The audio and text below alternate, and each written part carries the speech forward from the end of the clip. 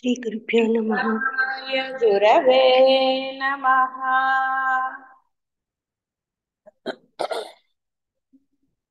शिवाय गुरवे नमः।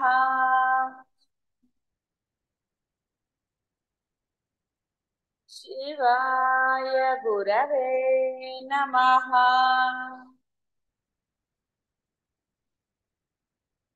शिवाय गुरवे नमः। शिवाय गुरवे नमः। शिवाय गुरवे नमः।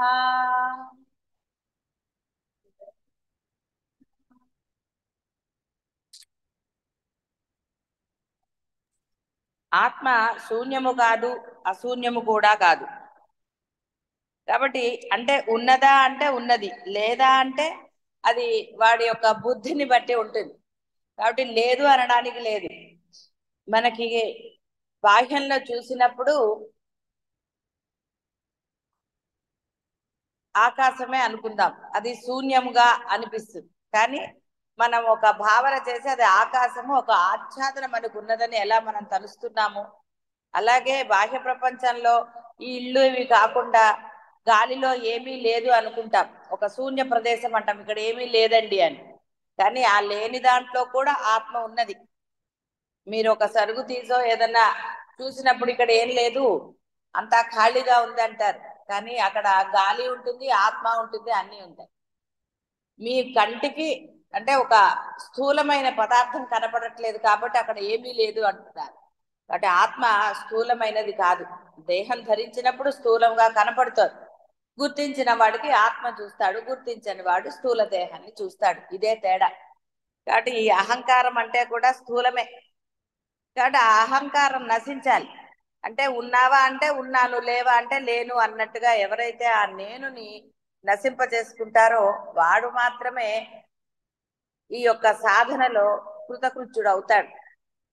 అప్పటి వరకు ఎంతసేపు ఈ స్థూలాలని గ్రహించటమే ఉంటుంది తప్ప ఏదైతే అత్యంత సూక్ష్మమైనదో, స్థూలము సూక్ష్మము అన్నీ అదే. కానీ స్థూలాన్ని చూసిన వాడికి సూక్ష్మం గోచరించదు.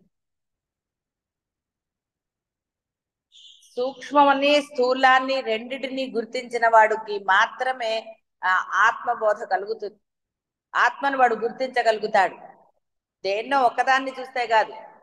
ఇక్కడ అంటే నువ్వు సూక్ష్మమైన ఆత్మని గ్రహించినా స్థూలముగా ఉన్నది కూడా ఆ ఆత్మే అన్న ప్రగాఢమైన ఆ విశ్వాసమా ఆచరణ నువ్వు చేసినప్పుడు మాత్రమే నీకు ఆత్మ స్వాధీనమైనట్టు, ఆత్మలో నీవున్నట్టు, నీవే ఆత్మగా ప్రవర్తించవచ్చు.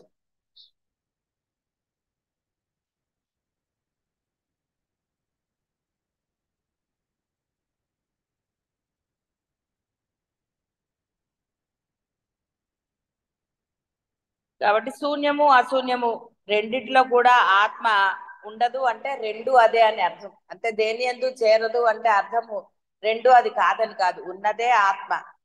అది స్థూలమా సూక్ష్మమా, లేనిదా ఉన్నదా, అది ఏది మీరు చెప్పలేరు. ఎవడు చెప్పగలుగుతాడు? కేవలం జ్ఞాని, అందులో పరిపూర్ణత సాధించిన వాడికే ఆ యొక్క ఇది అర్థమవుతుంది తప్ప వేరే దానికి అర్థం కాదు. ఆత్మను నిరామయముగా, నిరాధారముగా, రంగు రూపము లేని దానిగా, నిరంజనముగా, గుణములకు అతీతమైన దానిగా ఉపాసించాలి. కాబట్టి ఇక్కడ అన్నీ అదే, నేను అదే అంటే అర్థము నామరూప రహిత స్థితికి వెళ్ళాలి. అందువల్లనే నామం చెప్పినప్పుడు రూపాన్ని భావన చేయరాదని చెప్పేది. ఆ భావన అంటే నువ్వు రూపాన్ని భావన చేస్తే రూపం కనపడకపోతే ఒక బాధ, మళ్ళీ సాధన ముందుకు వెళ్ళదు. కాబట్టి ఇది కేవలము కర్ర, చేతి కర్ర అంతే. ఆ కర్రతోటే నువ్వు నడవగలుగుతావు. లేకపోతే అడుగు తడబడుతోంది కాబట్టి అడుగు స్థిరముగా బలంగా పడాలి అంటే ఒక ఆధారం కావాలి. ఆ ఆధారమే అది. ఎప్పటి వరకు? నీకు నడక సరిగ్గా వచ్చే వరకు అది ఆధారం. ఆ ఆధారాన్ని అప్పటి వరకే, ఆ తర్వాత అది కూడా అక్కర్లేదు. ఆ విధంగా ఉండాలి తప్ప ఎప్పుడు నేను ఆధారాన్నే పట్టుకుంటాను అన్న భావన ఉండరాదు. నిన్న చెప్పినట్టుగా ఫలితం మీద దృష్టి పెట్టవద్దు. మోక్షం ఇప్పుడు సుబ్రహ్మణ్యం గారు మోక్షం పొందే వరకు చేస్తాను అనకుండా, ఎందుకంటే మోక్షం పొందటం అనేది ఫలితం అనకుండా, గురువు గారు నన్ను ఆలంబనగా ఈ నామస్మరణ చేయమన్నారు. ఎందుకు? నేను ఈ సంసారంలో చిక్కుకొనకుండా ఉండాలి, ప్రశాంతంగా ఆనందంగా ఉండాలి. కాబట్టి ఇది మాత్రమే నేను చేస్తాను అన్న భావనతో చేసినప్పుడు ఆ ప్రయోజనం మీద దృష్టి లేదు కాబట్టి ఇంకా తొందరగా మీరు ఆ యొక్క గమ్యస్థానాన్ని చేరగలుగుతారు. ఎందుకంటే అలా ప్రయాణం చేస్తున్నప్పుడు ఇంకా 2 కిలోమీటర్లు, ఇంకా 4 కిలోమీటర్లు, ఇంకా 100 కిలోమీటర్లు ఉంటే ధ్యాస అంతా అబ్బా ఇంకెప్పటికీ ఎప్పటికీ అనిపిస్తూ ఉంటుంది. అలా కాకుండా ప్రయాణం మొదలు పెట్టాం, హాయిగా కూర్చున్నాం, ఆనందంగా ఉన్నాం, అప్పుడు తొందరగా వెళ్ళినట్టు ఉంటుంది. ఆ సమయాన్ని చూస్తున్నప్పుడు చూడండి, మీరు ఎక్కడికన్నా వెళ్తున్నప్పుడు సమయం వెళ్ళిపోవాలి 10 నిమిషాల్లో అంటే ఆ 10 నిమిషాలు మనకి ఒక గంటలాగా తోస్తుంది. ఎందుకు? దృష్టి దాని యందు ఉండటం వల్ల. కాబట్టి అలా నిన్ననే మనకి కృష్ణ పరమాత్మ చెప్పాడు కాబట్టి ప్రయోజనాన్ని ఆశించకుండా ఎవరైతే నన్ను ప్రీతితో ఉపాసిస్తారో అన్నాడు. అలాగే మనకి ఉన్నదే మోక్షం. అసలు నిజంగా మనం పొందవలసిందంటూ ప్రత్యేకంగా ఏమీ లేదు, ఆల్రెడీ మోక్షంలో ఉన్నాం. కానీ అది మనకి ఆచరణలో మనం పెట్టట్లేదు కాబట్టి మీరందరూ, ఇప్పుడు నేను మనం అంటే మీరు కూడా మనంలోకి వస్తున్నారు. మీరు మనం అనడానికి లేదు గురువు గారితో ఎట్టి పరిస్థితిలో కూడా. అసలు మీరు పక్క వాళ్ళతో కూడా మనం అనడానికి లేదు. ఒక సాధకుడు ఒక సాధకుడికి తేడా ఉంటుంది, ఎవరిది వారిదే సాధన. అంతేగాని మనమందరం ఒకటి అనడానికి కూడా లేదు. మీకు ఆ అహంకారాలు పోవాలి. ఆ నేను అనేది అహంకారం అంటే ఇక్కడ కేవలం పొగరని కాదు, ఆ భావన పోవాలి. కొంతమంది అహంకారంతో ప్రవర్తిస్తారు అనుకోండి. సమానత్వం, సమానత్వాలు ఇక్కడ కాదు చూపించవలసింది, మీ ఆచరణలో అందరి పట్ల సమానత్వం చూపించాలి. అంతే తప్ప ఎవరి సాధన వారిదే, ఎవరి లెవెల్ వాళ్ళదే. అందుకని అలా ఆ యొక్క అలాగే గురుగారు, ప్రయోజనం.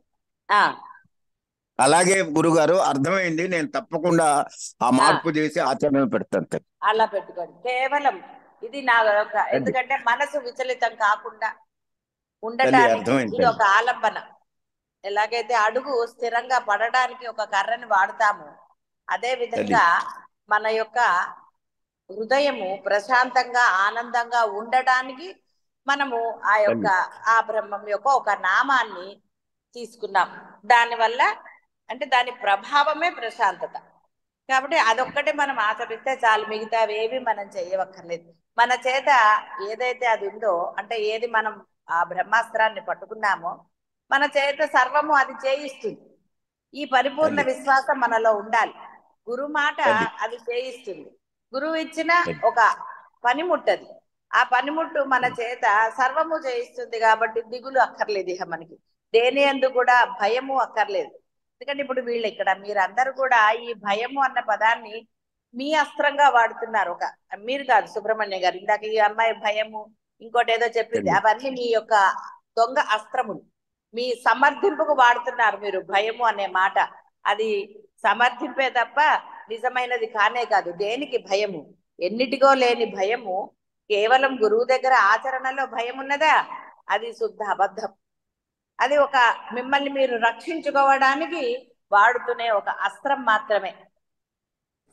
దోషం చెయ్యని వాడికి భయం దేనికి వస్తుందండి? దోషం చేస్తానేమో అన్నవాడికి భయం ఉంటుంది. నేను చెయ్యను అనుకున్న ధీరత్వం ఉన్నవాడికి భయం ఉంటుందా? ధీరుడికి ఎప్పుడూ భయం ఉండదు, వాడు ఎలాంటిదైనా చేస్తాడు. ఎక్కడైతే వాడికి అనుమానం ఉంటుందో అక్కడ వాడికి భయం అనిపిస్తుంది. చదువుకున్న వాడికి పరీక్ష రాయడానికి భయం ఉంటుందా? టెన్షన్ ఉంటుందా? వాళ్ళకు ఉండదు. ఎందుకంటే వాడు చదివాడు. ఎస్, నేను అవును. చదువుకున్నాను కాబట్టి నేను ఇది చేసేస్తాను అన్న వాడు ధైర్యంతో ఉంటాడు, ధీరత్వంతో ఉంటాడు. అదే సరిగ్గా చదవలేదనుకోండి, వాడికి భయంగా ఉంటుంది, టెన్షన్ అంటారు. అది అలవాటు అయిపోయింది అనమాట. అలా ఒకటి టెన్షన్ గా ఉంది, చదివాను కానీ టెన్షన్ గా ఉందంటాడు. చదివాను కానీ ఉన్నప్పుడు ఇంకా ఎక్కడ వచ్చిందండి? కాబట్టి ఇక్కడ ఎవడైతే నిజంగా నా వల్ల దోషం జరగదు, ఎందుకంటే నేను సర్వదా శరణాగతి పొందే ఉన్నాను అనుకున్న వాటికి భయం ఏమిటి అసలు? కాబట్టి మీరు అందరూ ముందు చాలా సార్లు అయింది ఇప్పటికి. ఎక్కడైతే మీరు సమర్థింపుల జోలికి వెళతారో మీరు ఎన్నటికీ దీన్ని పొందలేరు. బాగా గుర్తుపెట్టు. ఆ సమర్థింపులు ఉన్న నాళ్ళు ఇదే గోల. సమర్థింపు మానేయండి. అది దోషమైతే ఒప్పుకోండి. ఒప్పుకోవడానికి కూడా 10 సార్లు గురువు మళ్ళీ చెప్తే అప్పుడు అవును నిజమని అప్పుడు ఒప్పుకుంటారు. ఏమిటో నీ దోషాన్ని నువ్వు ఒప్పుకోలేనప్పుడు ఇంకా సాధన ఏమిటి జరుగుతోందని అర్థం. ఏది జరగట్లేదు అనమాట. సాధనదే లేస మాత్రం కూడా లేదు. సాధన ఉన్నవాడు ఎప్పుడు సమర్థింపుల జోలికి పోడు. సాధన లేనివాడే సమర్థింపులు ఆసరాగా తీసుకుంటాడు. నడకొచ్చిన వాడికి కర్ర ఎందుకు అక్కర్లేదు, ఆసరా అక్కర్లేదు. పడిపోతానన్న భయం ఉన్నవాడికి ఆసరా కావాలి. మనసు విచలితం పొందుతుందన్న భయం ఉండటం వల్ల కదా మీకు ఆసరాగా నామస్మరణ చెప్పబడినది. మీకు ఆ భయమే లేదనుకోండి, నామస్మరణ చేయవలసిన ఆవశ్యకత ఎక్కడిది? ఉన్నదే మోక్షంలో అని చెప్తుంటే మళ్ళీ వేరేది తీసుకోవాల్సిన అగత్యం ఎక్కడున్నది? లేదు. కానీ ఆ భయము అక్కడ ఉండాలి. ఏది? సంసారంలో పడకూడదన్న భయము ఉండవాలి. అంతే తప్ప గురువు గారి దగ్గర ఏవో పనులు చేసేసి నాకు భయం వల్ల అని మళ్ళీ సమర్థింపులు, ఒక సమర్థింపును వదిలేండి అంటే ఇంకో సమర్థింపు పట్టుకుంటున్నారు. నిజంగా శోచనీయం ఇలాంటివి. ఒక సమర్థింపు వదిలేండి అంటే భయం వల్ల అని మళ్ళీ ట్యాగ్ తగిలించుకుంటున్నారు. అంటే ఎంతటి నేను ఉంది చూడండి. అహంకారం అంటే అదే. ఇది పోయిందంటే మళ్ళీ ఇంకో మాట పట్టుకుంటున్నారు. అసలు సమర్థింపు అన్న మాట వాడకూడదు. సమర్థింపు అన్న వర్డ్ కాదు. సమర్థింపుకి భయం అన్నా ఇంకోటన్నా కాదు.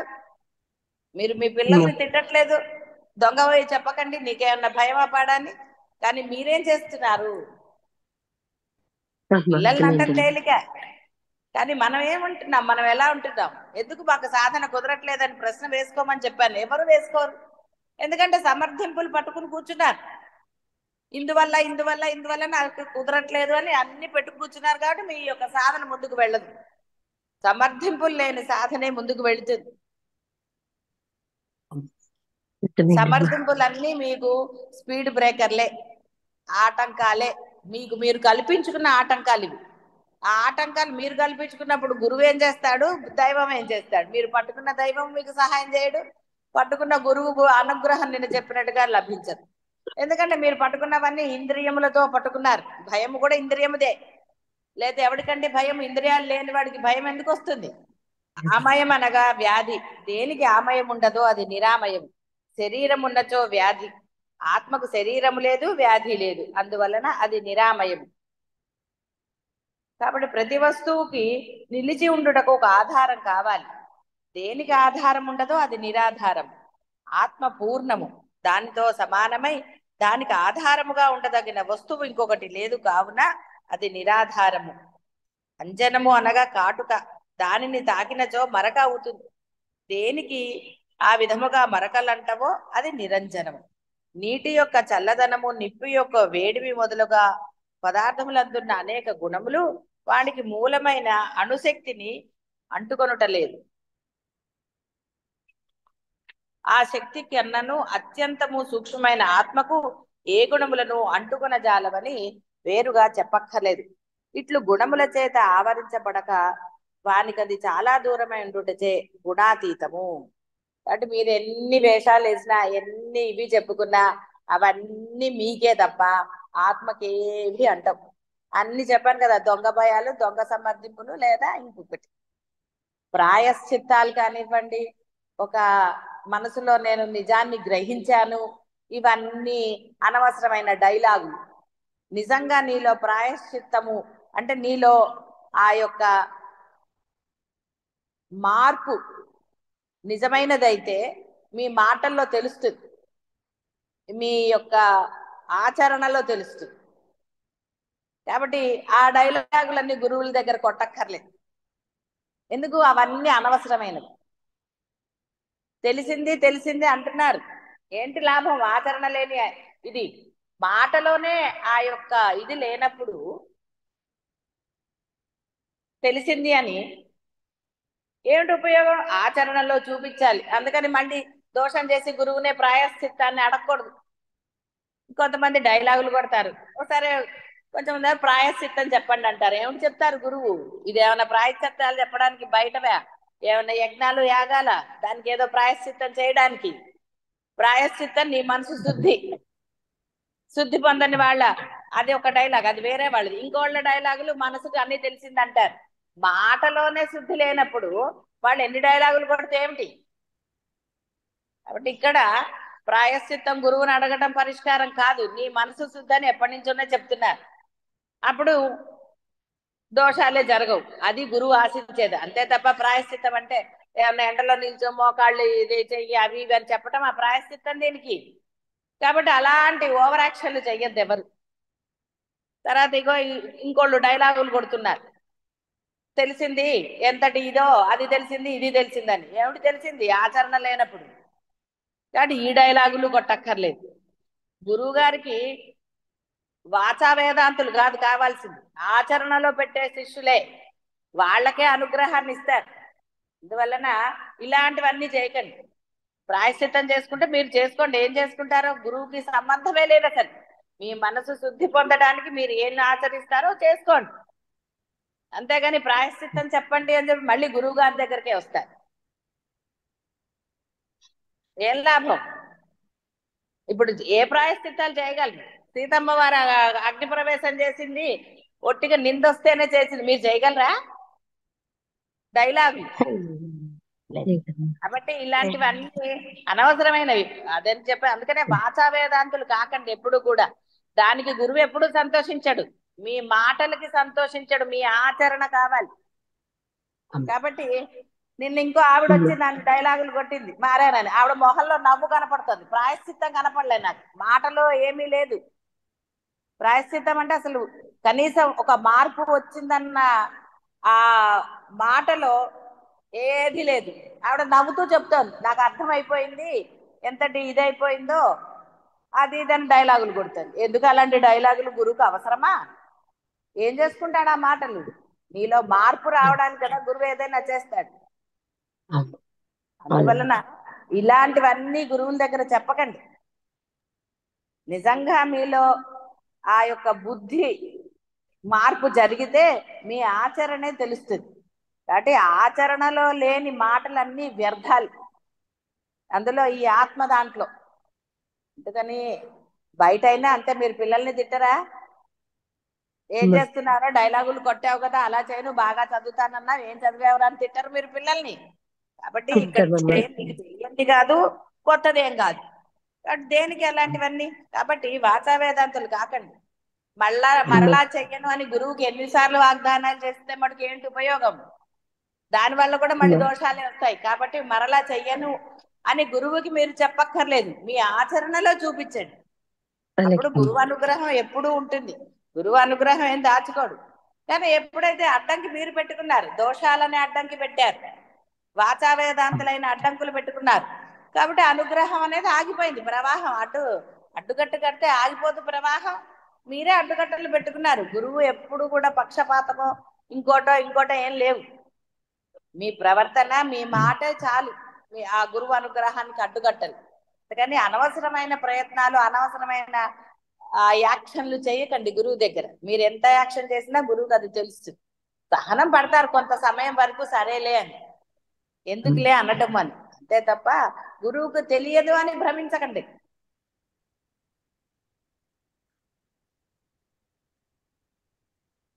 ఆత్మను నిరాశ్రయమైన దానినిగా, నిరాలంబముగా, అప్రమేయముగా, అనుపమానముగా, స్వభావము చేత స్వచ్ఛమైన దానినిగా, శాశ్వతమైన దానినిగా ఉపాసించాలి. దేనికి ఆశ్రయం ఉండదో అది నిరాశ్రయం. పక్షులు నివాసమునకై చెట్టును ఆశ్రయిస్తాయి. ఆత్మ సర్వవ్యాపక మగుటచే అదియే సర్వమునకు ఆశ్రయం, దానికి వేరొక ఆశ్రయం లేదు, కావున నిరాశ్రయము. కాబట్టి దానికి ఆశ్రయం లేదు. కాబట్టి నేను ఎవరో ఒకళ్ళని పట్టుకుంటాను అంటే వీరేమో సమర్థింపులను పట్టుకున్నారు, భయాలు సమర్థింపులను పట్టుకున్నారు. కాబట్టి ఆత్మ లభించటం లేదు. లభ్యం ఎలా అవుతుంది? ఏదో ఒక దాన్ని పట్టుకుంటే. కాబట్టి ఇవన్నీ ఆ వాచా వేదాంతుల డైలాగులు ఇవన్నీ గురువుని సంతోషింప చెయ్యలేవు. అంటే అర్థం ఏంటి? గురువుని సంతోషింప చేయలేవంటే దానివల్ల గురువు అనుగ్రహాన్ని మీరు పొందలేరు. మీరు ఏదైతే దేని గురించి అయితే గురువుని ఆశ్రయించారో అది మీరు పొందలేనప్పుడు గురువుని ఆశ్రయించి ఉపయోగం ఏంటి? గురువుకి ఇంతమంది శిష్యులు ఉన్నారని లిస్ట్ కావాలా? అక్కర్లేదు. బాగా గుర్తుపెట్టుకోండి. కాబట్టి మీరు సాధించవలసి అంటే ఏదైతే అయి ఉన్నారో అది మీరా ఇలా ఉంటే గనక అదిగా ప్రకాశిస్తారనే గురువు బోధ చేస్తాడు. గురువు బోధ మీరు ఆచరణలో పెట్టాలి. అప్పుడు కదా మీకు ఏదైనా ఉపయోగం. ఆలంబం అనగా అండ, తీగకు వృక్షము ఆలంబం. సర్వమునకు ఆలంబమైన ఆత్మకు వేరొక ఆలంబము లేదు. అది నిరాలంబం. ఉన్నదే అది. కాబట్టి దానికి ఒక శరీరం కావాలి, గుర్తింపుగా అట్లాంటివన్నీ ఏమీ లేవు. చెప్తుంది ఒరే ఉండదు నేనేరా. నీలో అయినా సరే ఆ మీరు ఎంత నీచమైనది అనుకున్నా, ఏ జంతువైనా పురుగైనా అది కూడా నేనేరా. కాబట్టి సృష్టిలో నీచమైనదనో ఇంకోటో ఇంకోటో లేనే లేవురా, అన్ని నేనే అని చెప్పింది. కాబట్టి అవి ఉన్నాయి కాబట్టే నేను ఉన్నాను అనడానికి లేదు. ఆత్మ ఉన్నది అనడానికి లేదు. ఉన్నది అంతే. నువ్వు ఉన్నా లేకపోయినా అది ఉంటుంది. గుర్తిస్తే ఆ దేహం ఉండే వరకు నువ్వు ఆనందంగా ఉంటావు. గుర్తించని వాడికే నానా తలకాయ నొప్పులు అనుభవించారు కదా అందరూ. ఎవరికి తెలీదు. ఆత్మను గుర్తించకుండా ప్రవర్తించినప్పుడు మనసు ఎంత వికల్పం పొందిందా, ఇంకోటైందా ఇంకోటైందా అన్ని తెలిసినవే. కాబట్టి ఇక్కడ అర్థము ఆ ఆత్మగా ఎవరైతే ఆచరణ పెడతారో వారికి బోధ లేదు, వారు చేయవలసిన సాధన లేదు. కాబట్టి ఆచరణ అన్నిటికన్నా ముఖ్యం. అదే కష్టం అండి అని అంటారు. ఎందుకంటే వాచా వేదాంతులు కాబట్టి. ఇంత విన్న తర్వాత కూడా ఉన్నది అదే అని చెప్పిన తర్వాత కూడా నేను అంతే చేస్తాను అంటే ఏం చెప్తారు ఎవరైనా? చెప్పడానికి ఏం లేదు. పక్షులకి నిజంగా చెట్టు గుబురు కొమ్మల్లో ఎక్కడో ఉండొచ్చు. అవి గూడు కట్టుకోవాల్సిన అవసరం ఏమున్నది? దానికి ఉన్నది ఒకటే ముక్కు. ఆ ముక్కుతోటే తెచ్చుకోవాలి ఆ గడ్డి పరకలన్నీ కూడా. ఆ ముక్కుతోటే కట్టాలి. అయినా ఎంత దీక్షగా అది గూడు ఏర్పరచుకుంటుంది. ఆ గూటిలోకి వర్షపు చుక్కపోదుట అసలు. అంత బాగా ఎలా కడుతుంది అంటే దానికి ఎంత పట్టుదల, ఆ ధైర్యం. దాన్ని గడ్డి పరకలన్నీ తీసుకొచ్చినా అన్ని వస్తాయి దాని వరకు, కొన్ని కింద పడిపోతూ ఉంటాయి. అయినా సరే ఎలా అది గూడు నిర్మించే వరకు విశ్రమించదంటే ఆ రాత్రికి పడుకుని మళ్ళీ మర్నాడు కూడా అది అది పూర్తయ్యే వరకు ఉంటుంది. వర్షం పడ్డా ఆ గూడు అంటే ఊడిపోదు, అందులోకి నీరు పోదు. మరి మీకు సర్వము ఉన్నది, మీకు అసలు కష్టాలే లేవు. ఏసీ గదులు అన్ని అసలు సర్వం. ఏదో వంట వాళ్ళు దొరకలేదు కాబట్టి వంట చేస్తున్నారు. సర్వం ఉన్నది కదా, తినటం తప్ప వేరే కష్టాలు ఏమున్నాయండి? అయినా సరే మనం మరి ఆత్మను పొందడానికి సమయాన్ని పడుతుంది. మరి ఆ పాటు చేయలేరా? అంటే ఎక్కడ దృఢత్వం? ఆ ఆత్మ మీదనండి ఉన్నది అదే, సర్వస్వము అదే, సర్వము అదే అన్న దాని మీద మనకి అన్న నేను మీకే మీ అందరికీ విశ్వాసం లేకపోవటమే. ఒక రమణ మహర్షిని చూపించారు. ఆయనకు అంత జబ్బు చేసినా ఆయన ఒక్కడు చిన్నపిల్లవాడుగా అతను అలా ఉన్నాడు, వచ్చాడు, నిలబడ్డాడు. అవన్నీ తెలిసిన గురువుని చూపించారు. గృహస్థాశ్రమంలో ఉన్న గురువే. గురువుకేమి లక్షలు కోట్లు లేవు. అయినా గురువు ఎంత ఆనందంగా ఉన్నాడు. గురువు యొక్క కార్యక్రమాలన్నీ ఎంత బాగా జరిగాయి. పెళ్లిళ్ళు, ఆడపిల్ల పెళ్లిళ్ళు అంటే ఎలాంటిదో తెలిసిందే అందరికి. కానీ ఆనందంగా చేశాడు. కానీ ఎక్కడన్నా దేహి అన్నాడా? జరగలేదా? అద్భుతంగా చూసినదే కదా, అందరూ చూసిందే 2 పెళ్లిళ్ళు. మరి అయినా సరే మీకు ఎవ్వరికి కూడా ఎందుకని ఆత్మ మీద దృఢ విశ్వాసం కలగటం లేదు. ఇంకా ఏదో సంపాదించాలి, ఇంకా సంపాదించాలి, ఇంకా సంపాదించాలి, ఇంకా సంపాదించాలి, ఇంకా కూడబెట్టాలి, ఇంకా దాచుకోవాలి, ఇంకా ఏవో కొనాలి, ఇంకా ఏవో చెయ్యాలి.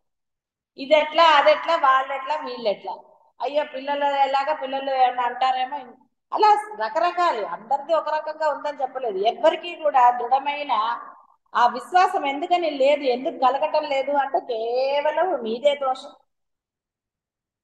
ఎందుకంటే నేను అన్నది అంత ప్రగాఢంగా ఉంది. మీ ఆచరణ తెలుస్తాను కదా, మీ మాటలు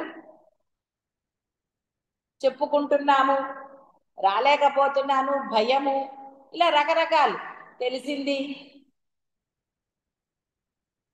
ఇవన్నీ అనవసరమైనవే. ఎందుకంటే దాని మీద విశ్వాసం లేదు. మేము అయిపోయాం బ్రహ్మలం. ఎంత తేడా ఉంది, ఒక అడుగు తేడా ఉంది. అడుగు తేడా ఉన్న వాడికి డైలాగులతో పని ఏముంది అసలు? ఇక్కడి నుంచి పంపించేస్తానన్న భయం దేనికి?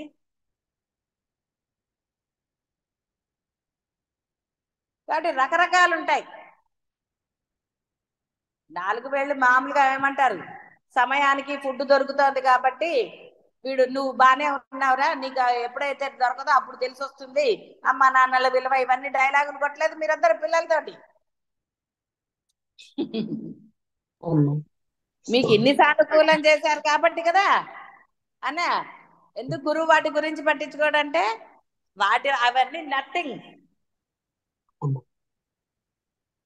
అంతేగాని ఎండలో కూర్చుని సాధన చేయని చెప్పాడా గురువు ఎప్పుడన్నా? మరి ఎందుకంటే అవి బాధ్యమైనవి. నీ మనసు దృఢంగా ఉండాలి, నీ మనసు ఆత్మయందు లగ్నం కావాలి అంటే అవన్నీ కాదు అసలు.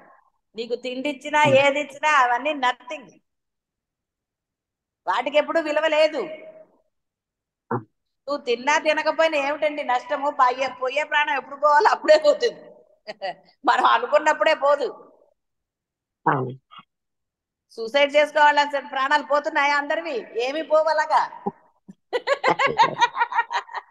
ఇంకోటి ఏదో కర్మ ఆవహిస్తుంది. అనవసరమైనవి ఏమన్నా చేసామనుకోండి, సినిమాలో చుట్టం లేదు, మొండిగా ఏదైనా చేస్తే ఇంకోటి అనుభవించాల్సి రాదు అంటే లేని కర్మం తెచ్చుకున్నట్టు అవుతుంది. హాయిగా ఆత్మ గురించి చేసుకోరా అంటే లేనిపోనివన్నీ పెట్టుకున్నారు అనుకోండి, అంటే అహంకారాలు, నేనులు, ఇలాంటివన్నీ పెట్టుకుంటే ఏమవుతుంది? ఎప్పటికీ చేస్తారు. మీ జీవితం ఏమైనా ఆగిపోయి బర్త్డేలు చేసుకోవటం లేదు ఎవ్రీ ఇయర్? పెరుగుతుందా తగ్గుతుందా జీవితం? ఎందుకంటే ఎక్స్పైరీ డేట్ మీకు తెలియకపోవచ్చు, ఆయనకు తెలుసు. సాధన చేస్తే ఏమన్నా కొంచెం ఎక్స్టెండ్ చేస్తాడేమో, కానీ సాధన చేయకపోతే ఎక్స్టెన్షన్ ఎందుకు ఉంటుందండి? ఉంటుందా? ఆయనకు తగ్గించినా చెప్పలేం మనం. వీడికి ఎంత చెప్పినా వేస్ట్ అని వాడిని తీసేస్తే ఇక అంతే. అందుకని ఏది మీ చేతుల్లో లేదు, అది బాగా గుర్తుపెట్టుకోండి. ఆహా నేను ఇక్కడ ఉంటున్నాను, అరుణాచలంలో ఉంటున్నాను కాబట్టి ఐఎమ్ ఫైన్ అనుకుంటే బురదలో పడ్డట్టే. బురద కాదు, ఊబిలో పడ్డట్టు. ఆ థాట్ మీలో గనక ఉంటే అందరు అంటారు అబ్బో ఎంత అదృష్టం అని, 3 మంది అంటారు. ఇది అదృష్టం ఏమిటి అసలు? అదృష్టం అనేది శరీరానికి, స్థూలానికి సంబంధించింది. అదృష్టం అనేది చాలా చిన్న మాట. ఇది భగవంతుడి అనుగ్రహం. ఇది నువ్వు అది గుర్తించని రోజు ఇక్కడున్న రాయి నువ్వు ఒకటే, మీరు ఒకటే. రాయి ఇక్కడ ఉంది, అది మోక్షం వస్తుందా? అరుణాచలంలో ఉన్న రాళ్ళకి రప్పలకి మోక్షం వస్తుందా? ఉన్న వాళ్ళందరికీ 3 మంది ఉన్నారు, పుట్టినప్పటి నుంచి ఇక్కడే ఉన్నారు కొంతమంది పుట్టి. వాళ్ళందరికీ మోక్షం వచ్చిందా? వస్తుందా? గ్యారెంటీ ఇవ్వగలరా? ఎన్నోసార్లు చెప్పుకోలేదు, కాశీలో ఉండిపోదాం అనుకున్న వాళ్ళందరూ కాశీలో పోయారా? లేదమ్మా.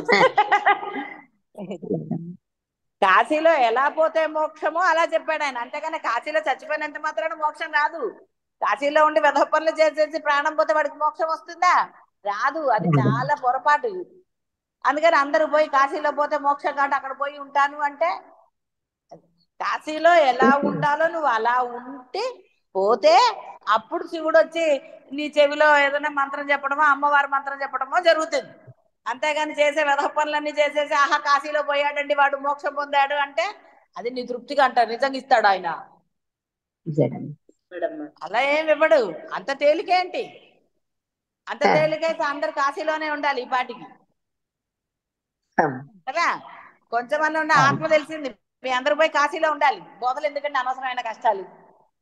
అందరికీ డబ్బులు ఉన్నాయి, పోయి అక్కడ ఇల్లు కొనుక్కుంటుంటే సరిపోలేదు.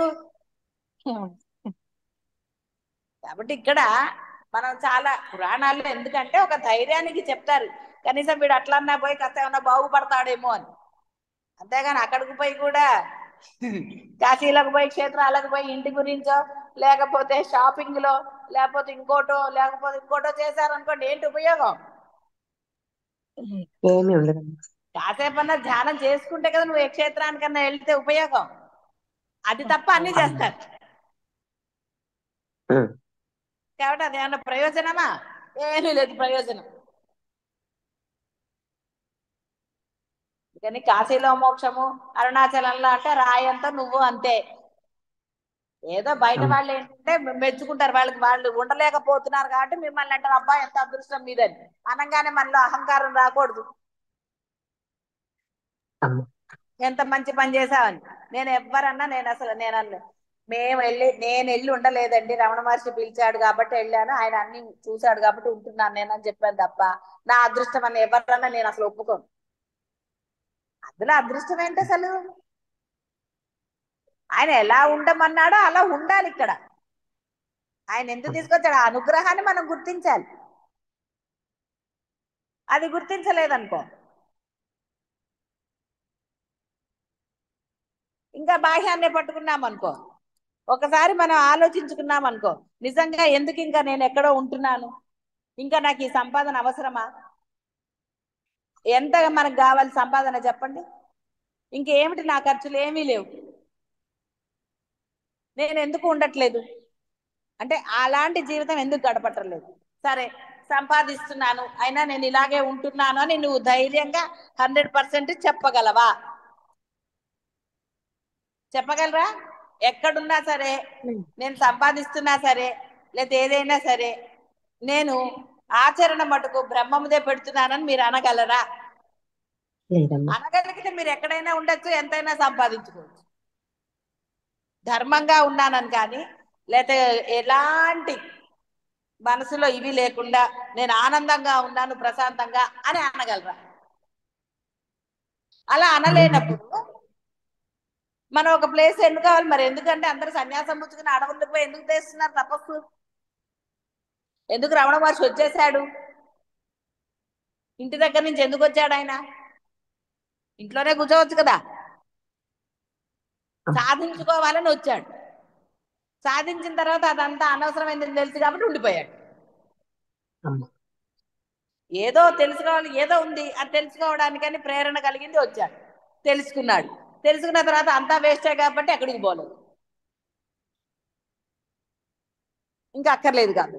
మరి మనలో ఆ ఆలోచన వస్తున్నదా? రావటం లేదు అన్నదానికి మీరు సమర్థింపులు చెప్తున్నారు తప్ప సమర్థింపులన్నీ నిజమైన కారణాలా? కాదమ్మా. కానే కాదు. అవన్నిటికీ ఏదో ఒక పెట్టారు. మనసు దృఢత్వం పొందితే, అంటే అందరిని ఇక్కడికి రమ్మని నేను చెప్పటం లేదు, అలా అని చెప్పి రావద్దు అనటం లేదు. మీ మనసులో దృఢత్వం ఏది? రావడానికి దృఢత్వం కాదు, ఆత్మయందు దృఢత్వం నేను చెప్పేది. మీరు ఆత్మయందు దృఢత్వం పొందితే మిమ్మల్ని ఇక్కడికి తీసుకురావాలో తీసుకురాక్కర్లేదో అది నిర్ణయిస్తుంది కదా. కారణాలు పెట్టుకుంటే ఎవరైనా ఎక్కడైనా ఉండొచ్చు, ఎందుకు? కారణాలు చూపిస్తే ఏదేమైతే ఏంటి, ఎప్పుడు ఏది జరగాలో అది జరుగుతుంది. నేను మటుకు ఆయన పిలిచాడు కాబట్టి నేను ఇక్కడే ఉంటాను అన్న దృఢత్వం రావాలి కదా. మరి అటువైపుగా ఆలోచించారా? ఆలోచించలేదు. దీనికి మళ్ళీ ఇంకో సమర్థింపు చెప్పవచ్చు మనం. నేను అనేది ఎంతసేపు మీరు పక్కవాడి అందే దృష్టి పెట్టి వాళ్ళ మూలంగా అనుకుంటే అవదు. నీ మనసు దృఢంగా ఉన్నదా? దృఢంగా ఉన్న మనసు సమర్థింపుల వైపుకు వెళ్ళదు. వెళ్తుందా? మీరు నిర్ణయించుకున్న తర్వాత ఎవరు బ్రహ్మదేవుడు దిగొచ్చినా నేను చెయ్యను అంటారా? అనరా? డైలాగులు కొట్టలేదు అన్నిసార్లు.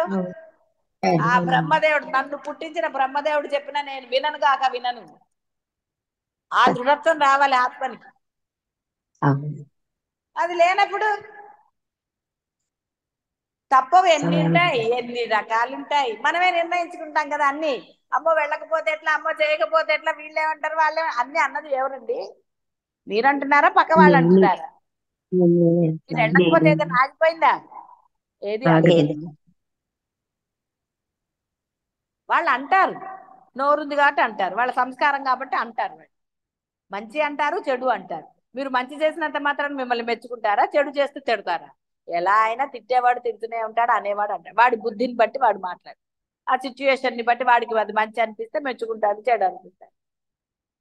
అవును. కానీ దూరిపోయి చేసిన వాడికే పీక్కుంటారు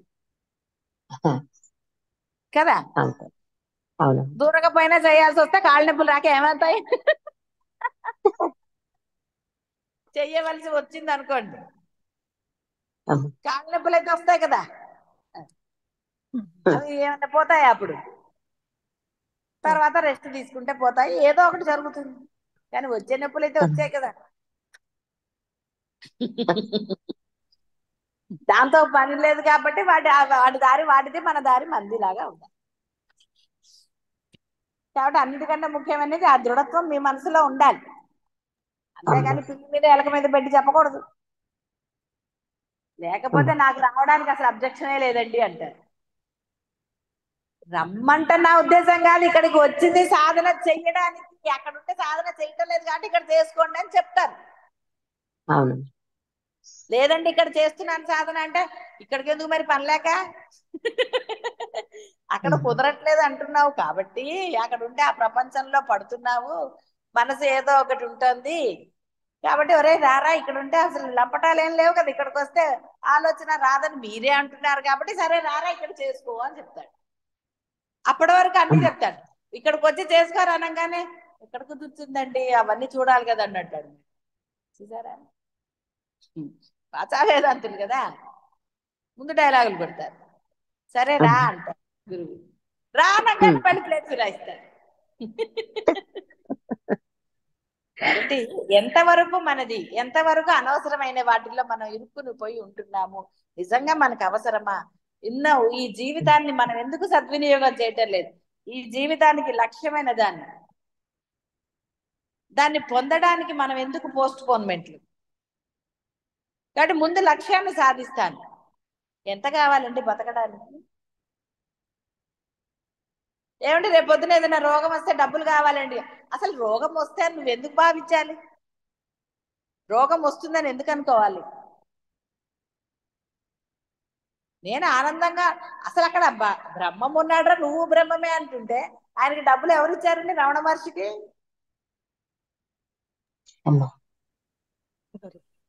అట్లానే వస్తాయి. ఫుడ్ ఎవరు పెట్టారు?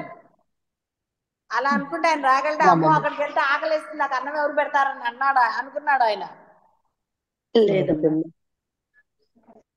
పెరియవారి కథలు కూడా చదివారు కదా, నువ్వారా పోషించేది, మేనేజర్ రేపటికి ఒక్క దానా లేదన్నాడు.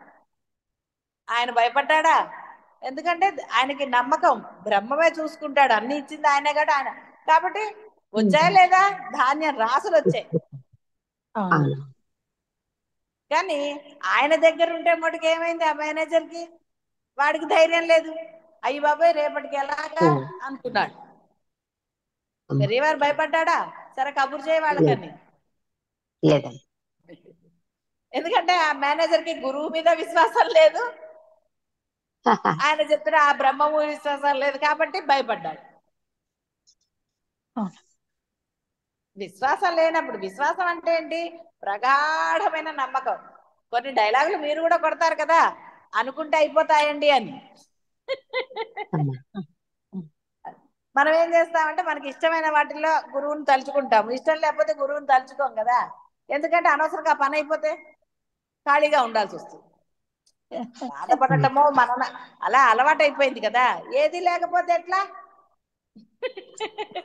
మరి అప్పుడు ఎందుకు గురువుని తలుచుకోలేదురా అంటే, ఆహా అట్లనే లేదండి తలుచుకుంటూనే ఉన్నాం కానీ అంటారు. అంటేనే అర్థమైపోతుంది అక్కడ తలుచుకోలేదు అని. నమస్తే కాబట్టి అమ్మ. అమ్మ నమస్తే అమ్మ. మరి అక్కడ మేనేజర్ది తన డ్యూటీ కదమ్మా, అక్కడ అదే ఎట్లా డ్యూటీ అయితే మరి చేసుకోవాలి? డ్యూటీ ఎవరిచ్చారు? పెరియవారే ఇచ్చారమ్మా కదా. అంటే పెరియవారి మీద నమ్మకం లేకపోతే కదా అతను అడగాలి. అంటే అమ్మ రేపటి గురించి ఇక్కడ ఇట్లా ఈ లేదు. డ్యూటీలు నువ్వు ఒకటి బాగా గుర్తుపెట్టుకో, డ్యూటీ అంటే అది బాహ్యమైన డ్యూటీ అంటే మామూలు ఆఫీసుల్లో అనుకో, అది వేరే విషయం. ఎందుకంటే రావచ్చు రాకపోవచ్చు. ఉన్నది ఒక అమ్మ పరబ్రహ్మ దగ్గర, ఒక సాక్షాత్ నడిచే దైవం అని అప్పటికే ఆయనకు ఉంది. ఆ దైవం దగ్గర ఉండి అతని డ్యూటీ ఏమిటి? అతను నిమిత్త మాత్రుడు. గురువు అమ్మ ఆయన అవన్నీ దాంట్లో ఇమడటం ఇష్టం లేక ఒక మేనేజర్ని పెట్టుకున్నాడు. అమ్మ అతను నిమిత్తమే. అంతే. అన్నం అవును కలపడానికి గరిట ఒక నిమిత్తమే కదా, పెట్టుకోవడానికి ఒకటి ఇది అంతే తల్లి, అంతే. ఒక వస్తువు ఉంది కాబట్టి అది అక్కడ అలా పెట్టారు. అందరు వస్తారు కాబట్టి ఒరే నువ్వు అన్ని చూడరా అన్నాడు. గురువే అన్ని చూడడం అమ్మ ఇది కాక, అంతేనా కదా? అవును, అవునమ్మా. గుళ్ళో పూజారి ఎందుకండి పని లేక? అందరూ వెళ్ళిపోవచ్చు కదా, ఆయన దగ్గరికి వెళ్ళి డైరెక్ట్ గా దండం పెట్టుకోవచ్చు కదా. కానీ ఆ అమ్మ పూజారిని ఒక ప్రతినిధిగా పెట్టారు. అవును. ఆయన ఆ పాదాలు అవి మన మీద పెట్టి ఇది చేస్తాడు అని. అమ్మ అంటే అవును. ఆ పూజారి సంధ్యావందనం చేస్తాడా చేయడా, శుచిగా ఉన్నాడా లేదా, అవన్నీ ఇక్కడ వచ్చే భక్తులకు అవసరం లేదు. దోషాలు లేదు. అతనివి. కేవలము ఆ భగవంతుడు ప్రతినిధి కాబట్టి ఇతనికి నమస్కారం చేస్తారు. అయితే పూజారికి నమస్కారం అమ్మ చేస్తారండి ఎవరన్నా? చేయరా, ఏం చేయరు. చేయరు. ఇంటికి వస్తే అవునమ్మా. పూజారి నమస్కారం చేస్తారా? కూర్చోండి పంతులు గారు లేదమ్మా. అంటారు. అమ్మ చులకనగా అమ్మా మాట్లాడరు, మనకన్నా అమ్మ తక్కువ వాడని. గుళ్ళో అమ్మా భగవంతుడి యొక్క అనుగ్రహము ఆయన ప్రతినిధిగా ఆయన ఇది చేయలేరు కాబట్టి అమ్మ ఆ నమస్తే. ప్రతినిధిగా ఎప్పుడైతే మనం పూజారిని పెట్టామో గుడిలో నమస్కారం చేస్తాం. ఎందుకు? భగవంతుడికి ప్రతినిధి అని నమస్కారం చేశారు కానీ పూజారికి చేశారా? ప్రతినిధి లేదమ్మా. భగవంతుడికి మనకి అనుసంధానమైనది అని వచ్చినట్టుగా అలా చేశారు. ఇక్కడ అమ్మ అర్థం ఏంటి? అది అది అర్థమైన వాడికి ఇంకా వేరే దాంతో పని ఉందా? పూజారి లేదు. డబ్బులున్నవాడా డబ్బు లేనివాడా, పూజారి సరిగ్గా చేశాడా, అవన్నీ పట్టం అతనికి. ఎందుకంటే అవసరం లేదు. కేవలము బాధ నా త్రైతాన్ని బాధించి తల్లి నాకు మా కాబట్టి త్రైతం బాధించింది. నా త్రైతం గురించి చెప్పమ్మా ఒకసారి. ద్వైతం అంటే రెండమ్మా. మనది అద్వైతం అంటే ఒకటే, ఉన్నది పరబ్రహ్మమే, ఉన్నది అదే. అది ఎవరైనా సరే, ఏ వస్తువైనా సరే, ఏదైనా సరే ఉన్నది బ్రహ్మమే, ఒకటే అని అద్వైతము మంది. ద్వైతము అంటే నువ్వు వేరు నేను వేరు వాళ్ళు వేరు వస్తువు వేరు, ఇలాంటిది ద్వైతం అమ్మ. అది మనం అద్వైతముగా కరెక్ట్ చేసుకోండి చిట్టమ్మ. కాబట్టి అమ్మా ఇక్కడ ఉన్నది పరబ్రహ్మం మాత్రమే. ఎప్పుడైతే ఒకటే ఉందో ఆనందంగా ఉంటాం. రెండు ఉన్నప్పుడు ఆనందం ఎక్కడుందండి? షేరింగ్ చేయాలి కదా, దాచుకోవట్లేదు. ఆ, భయం వస్తుంది, దాచుకుంటారు, రకరకాలు. ఎలాగా అమ్మ నేను ఎలా బతకాలి తర్వాత? ఏమిటి ఎలా బతకాలి? ఇన్నాళ్ళు నువ్వు ఎవరి మీద ఆధారపడి బతికావా? నీలో జీవం ఉంది కాబట్టి, అంటే ఆత్మ ఉంది కాబట్టి బతికావు. దేనైనా ఎందుకు అమ్మ తట్టుకోగలిగావు? తట్టుకోవటం అంటే వ్యాధి వచ్చినా, కష్టాలు వచ్చినా, ఏదొచ్చినా లోపాల ఆత్మ ఉండబట్టి కదా. ఆ ఆత్మ లేకపోతే అమ్మ ఏమిటి నీకు? నువ్వు నథింగ్. కాబట్టి ఇక్కడ ఏం ఉన్నది ఆత్మే. ఆ ఆత్మే నీకు ధైర్యమైన అధైర్యమైన అన్ని అదే. నువ్వు ధైర్యము అన్నప్పుడు అది అమ్మ నిన్ను నిలబెడుతుంది. అధైర్యం అన్నప్పుడు మరి ఎలా వచ్చాడు రమణ మహర్షి 15 ఏళ్లకి? ఏ ధైర్యంతో వచ్చాడు? ఎలా అతన్ని తీసుకొచ్చాడు? అప్పుడు అతనికి తెలియదు ఉన్నది బ్రహ్మమే అని తెలియదు. కానీ ఆ శక్తి కదా అతన్ని తీసుకొచ్చిందని మనం అంటున్నాము. ఎందుకంటే ఆ శక్తి గురించి మనకు తెలిసింది కాబట్టి. తెలియనప్పుడు రమణ మహర్షి గురించి మీరు అనుకున్నారా? ఏదో పుణ్యాత్ముడు లెండి, పూర్వజన్మ సుకృతం వల్ల ఆయన అలా రాగలిగాడు అన్నారు. కానీ అంతే. ఎప్పుడైతే ఆత్మ తెలియబడిందో, ఆత్మ అనేది ఒక శక్తి అనేది తెలియబడింది, అప్పుడు ఆ శక్తి అతన్ని తీసుకొచ్చింది, ఆ తపస్సు చేసేటట్టు, సాధన చేసేటట్టు చేసింది. ఎందుకు? అతనికి వేరే దాని మీద అన్యం మీద దృష్టి లేదు కాబట్టి. ఇక్కడ మీకు అన్యం మీద దృష్టి ఉండటం వల్ల కదా సాధన పూర్తి అవ్వటం లేదు. ఆ అమ్మ అన్యం ఏదైనా కావచ్చు, డబ్బు కావచ్చు, ప్రేమలు కావచ్చు, మోహాలు కావచ్చు, ఏదైనా కావచ్చు. ఎప్పుడైతే అవును. అన్యం మీద దృష్టి ఉన్నదో మీరు ఏకత్వం అద్వైతం పొందలేదు. కాబట్టి అవును. అద్వైతం సిద్ధించాలి అంటే ఉన్నది అదే. ఎవ్వరు ఏమన్నా కాదు, అసలు మనకు అనవసరం వేరే వాళ్ళతో. అందరూ మన వాళ్ళే, అందరూ నా పిల్లలే, అందరూ ఇదే. ఎవరితో నాకు ఎటువంటి విభేదము లేదు అనుకున్నప్పుడు సంతోషంగా ఉంటారు. వీడి అవును. ఇష్టము అవును. వీడి ఇష్టం లేదు, వీడు ఇలా చేశాడు వాడు అలా చేశాడు, లేకపోతే వాళ్ళు అలాంటి వాళ్ళు వీళ్ళు ఇలాంటి వాళ్ళు అనుకున్నప్పుడు సంతోషం ఎక్కడున్నది మీలో? కాబట్టి ఉండదండి. ఎవడు ఎలా చేశాడో అది వాడి సంస్కారం. కుక్క అరిచిందని చెప్పి కుక్కని ఏమైనా కొడతారండి? అది వచ్చి కరుస్తుంది. రోడ్డు మీద వెళ్తామండి, కుక్క అరుస్తుంది. అరిస్తే దాని మీద మనం ఫీల్ అవుతామా? దాని లేదు. లక్షణం అది. కాబట్టి ఎవరి సంస్కారాన్ని బట్టి వాళ్ళ ప్రవర్తన ఉంటుంది. అమ్మ. కాబట్టి దాన్ని మనం ఎందుకు? ఇప్పుడు మీరు ఎన్ని రకాలుగా చేశారండి, మీ అందరి పట్ల ఎలా ఉండాలి మరి నేను అప్పుడు?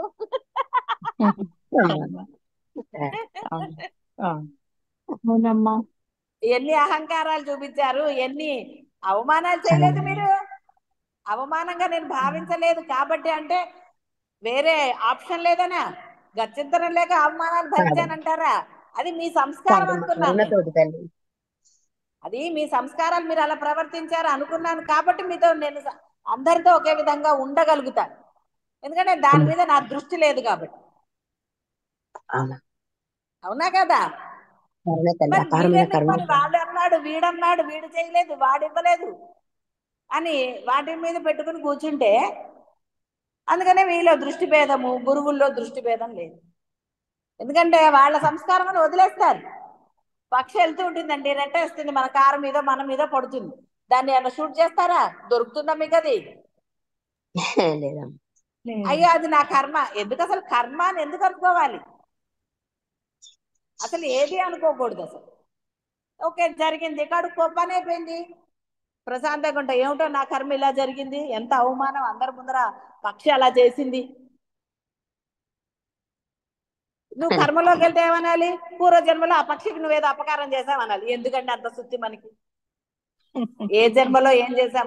అది అవసరమా? లేదు. అంటే అది చేసింది, కడుక్కో, హాయిగా ఉండు. నువ్వేదో ఫీలింగ్ పెట్టుకున్నప్పుడే కదా నీలో గోలంతా. అవునమ్మా. పిల్లల పెళ్ళి ఎట్లా అవుతుంది అనుకున్నావా? అదో గోల. అయ్యో అది జరగలేదు, ఇది జరగలేదు, ఇంకోటి ఇంకోటి అనుకున్నావు కాబట్టి సాధన కావట్లేదు. అది ఏదైనా సరే సాధన కావాలి అంటే ఆలోచన రహితం. అందుకనే నామం చెప్పమన్నారు. నామం చెప్తే ఆలోచనలు అణిగిపోతాయని కదా. కానీ మీరేం చేస్తున్నారు? ఆలోచన నామం, ఆలోచన నామం. కాబట్టి ముందుకెళ్ళదు. భయం, నిర్భయత్వం ఏది? ఎస్ నేను వెళ్ళి అక్కడ ఉంటాను, సాధన చేస్తాను అంటే అయ్యో పాపం ఆయనకి ఎలాగా, ఆయన వండుకుంటారో లేదో, ఆయన ఆరోగ్యం బాగుంటుందో బాగుండదో, అందరూ అనే కాదు అసలు రకరకాల ఆలోచనలు. అంతేగాని నిర్భయంగా లేదు, నేను అసలు వెళ్ళి సాధన, ఎందుకంటే ఇంట్లో నాకు సాధన అవ్వటం లేదు కాబట్టి నేను వెళ్ళి అక్కడ కొన్ని రోజులు గురు సమక్షంలో ఉండి సాధన చేసుకుని వస్తాను ఏదన్నా కానీ అని మీరు నిర్భయత్వంగా ఉన్నారనుకోండి, అప్పుడు ఆ నిర్భయత్వానికి అన్నాడు కదా, ఆయన ఏమన్నాడు? నీవు ప్రయోజనం ఆశించకుండా ఎప్పుడైతే చేస్తావో నేను నీకు అన్ని ఇచ్చేస్తాను, నీకు ఇస్తానని అనలేదు ఆయన. ఆయన చూడ్డా వాళ్ళను ఆ రక్షపోని నువ్వు పక్కన ఉన్నావు, ఏం చేయగలరండి? ఏం లేదండి, మళ్ళీ ఆయన చూడవలసింది. అది చెప్పలేదు. వైష్ణవి వాళ్ళ అత్తగారు ఏమైంది, పడుకున్న ఆవిడ లేవలేదు, పక్కనే భర్త పడుకునే ఉన్నాడు, ఏం చేయగలిగాడండి? ఆవిడ ప్రాణం పోకుండా ఆపగలిగారా? మీరు పక్కనే ఉంటారు, ఒక మనిషి కింద పడిపోతుంటే మీరు పట్టుకుని ఆపగలరా? మీరు చూసే లోపల వాడు పడిపోతాడు, మరి ఏం లాభం? మీరు పక్కనుండి దేనికి ఉన్నారు పక్కన? మీరేమంటారు? అదో సాటిస్ఫాక్షన్ అండి. అప్పుడు మళ్ళీ ప్రశ్న వేసుకోవాలి. ఇదే నేను తెలుసుకోవటం అంటే. నేను తెలుసుకోవటం ఎలాగండి అంటే, నువ్వు ఏదైతే అంటూ ఉన్నావో దానికి వెనకాల మళ్ళీ ప్రశ్నలు వేయి. సాటిస్ఫై అయ్యేది ఎవరు? భార్య స్థానమా, ఇంకో స్థానమా? సరే, నువ్వు ఎప్పుడు వదిలి వెళ్ళలేదా ఎక్కడికి? బోల్డ్ సార్లు వెళ్ళావు. ఎందుకు వెళ్ళలేదండి? ఫంక్షన్కి వెళ్ళాను. మరి అప్పుడు ఏమైంది? అప్పుడు కూడా మొగుడు ఒక్కడే ఉన్నాడు కదా, పిల్లలు ఒక్కడే ఉన్నారు కదా, టూర్లకి ఎలా వెళ్ళినప్పుడు లేరా? ఉన్నారు కదా. సాధనకే అడ్డం వస్తున్నాయి చూసారా? సాధన చేసుకోవడానికి రారా అనగానే సాధనకి తప్ప ఎప్పుడు అడ్డం రాలేదు, ఏది ఎప్పుడు భయపడలేదు. సాధనకే భయపడతారు. అప్పుడు వదలడానికి భయమే, రావడానికి ఇదే. అసలు కుదరదండి, ఎక్కడవుతుంది? అప్పుడు గురువు వెంటనే అన్నాడు అనుకోండి, అక్కడికి వెళ్ళావు, ఇక్కడికి వెళ్ళావు, ఇవన్నీ చేశావు కదా, అప్పుడు ఏమైంది అని. అప్పుడంటే అని మళ్ళీ మొదలెడతారు. గురువు అవన్నీ వినటం ఇష్టం లేదు కాబట్టి అక్కడికి ఆపేస్తాడు. ఎందుకు వచ్చిన గోళ్ళ, ఎన్ని వింటాడండి? అది దృఢత్వం ఉండాలి. కాబట్టి ఇక్కడ లక్ష్యము అనే మాట కూడా తీసేయండి. ఉన్నదే మీరు లక్ష్యంలోనే ఉన్నారు, మీరే లక్ష్యం. లక్ష్యం వైపు ప్రయాణం అంటే ఏం లేదు, ఉన్న చోట స్థిరంగా ఉండేదే ప్రయాణం, ఇంకా వేరే ప్రయాణం లేదు మీకు. అవును. కాబట్టి అదే అన్నప్పుడు మరి దాని యందు స్థిరత్వం పొందకపోవడానికి కారణం కూడా మీరే అన్న సంగతి మీకు తెలుసు, తెలియదని కాదు, అసలు బ్రహ్మాండంగా తెలుసు మీకు. అవునమ్మా. కాబట్టి ఆచరణ, ఆచరణ చెయ్యాలి అంటే ముందు ఇది ఆచరణ, తర్వాత బాహ్య ఆచరణ. ఇది చేయటం లేదు కాబట్టి అది. గుడికి వెళ్ళాలి అన్నారు అనుకోండి, పూజ ఉంది అక్కడ ప్రసాదం పెడతారంటే వెళ్ళిపోరు అన్ని పనులు మానేసి. అవును. సరే, మొన్న ఒక దగ్గరికి వెళ్ళాం, 10:30 అయింది. ఆవిడ అసలు షుగర్ పేషెంట్ ఏదో. అదేంటి మరి ఎందుకు తినలేదు అంటే, గుడికి వెళ్ళి ప్రసాదాలు తెస్తా అన్నట్టు ఆయన.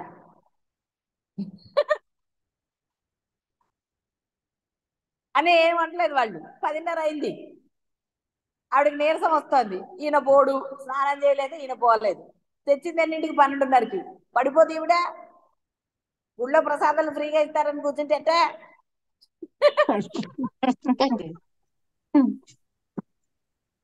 అది కదా. ఇక్కడ అర్థం ఏంటంటే, సరే తెచ్చుకో, తిను, ఎవరు వద్దనలేదు, గుళ్ళో ప్రసాదాలు తిను, తిన్నంత మాత్రాన ఆరోగ్యం వచ్చేస్తుందా?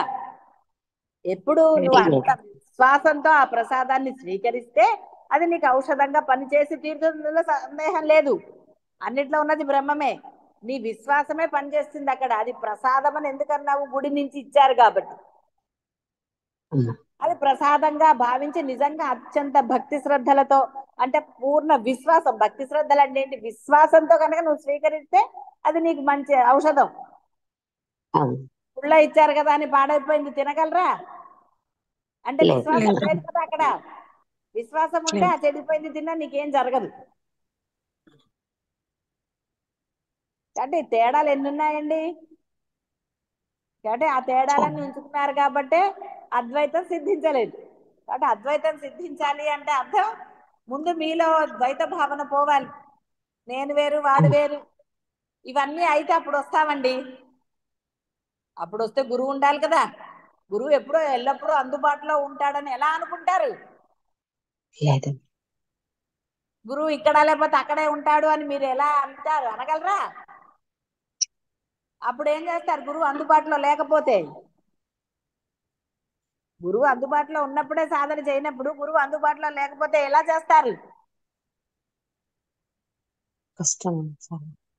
చేయలేం గురువు గారు. గురువు ఉన్నప్పుడే సందేహాలు తీర్చుకుంటూ గురువు చెప్పిన మార్గంలో ప్రయాణం చేస్తే, అంటే అర్థం ప్రయాణం అంటే ఏమీ లేదు, ఆ సాధనే ప్రయాణం. ఆ సాధన చేస్తే స్థితి పొందుతారు. అర్థమైందమ్మా.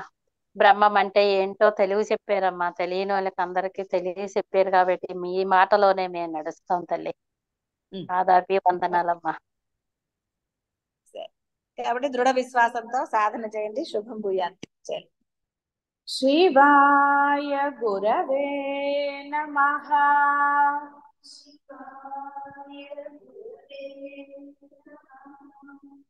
శివాయ గురవే నమః.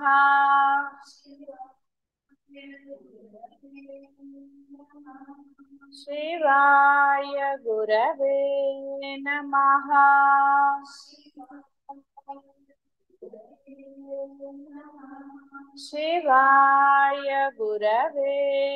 నమః.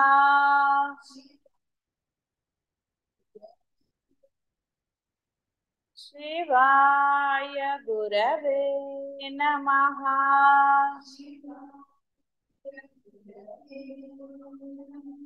శివాయ గురవే నమః. శివాయ గురవే నమః. మానమనగా కొలత, మానము చేత కొలుచుటకు వీలైనది మేయము. అంటే ఏదైతే కొలవబడుతుందో, కాబట్టి బాహ్యంలో ఉన్న వస్తువులు ఏదైనా సరే మీరు కొలవగలుగుతారు. బాహ్యమైన వస్తువులకి ఉపమానాలు కూడా చెప్పగలుగుతారు, ఈ విధముగా అని. ఒక ఎగ్జాంపుల్, ఇది ఇలా ఉంటుంది, అది అలాగా అని ఒక మనం ఊహకి అందేటట్టుగా తెలిసిన వస్తువుని చెప్పి తెలియని వస్తువుని మనం పరిచయం చేస్తాం. బుద్ధి చేత విభిన్నముగా ఒక్కొక్కరు ఒక్కొక్క విధంగా అర్థం చేసుకుంటారు.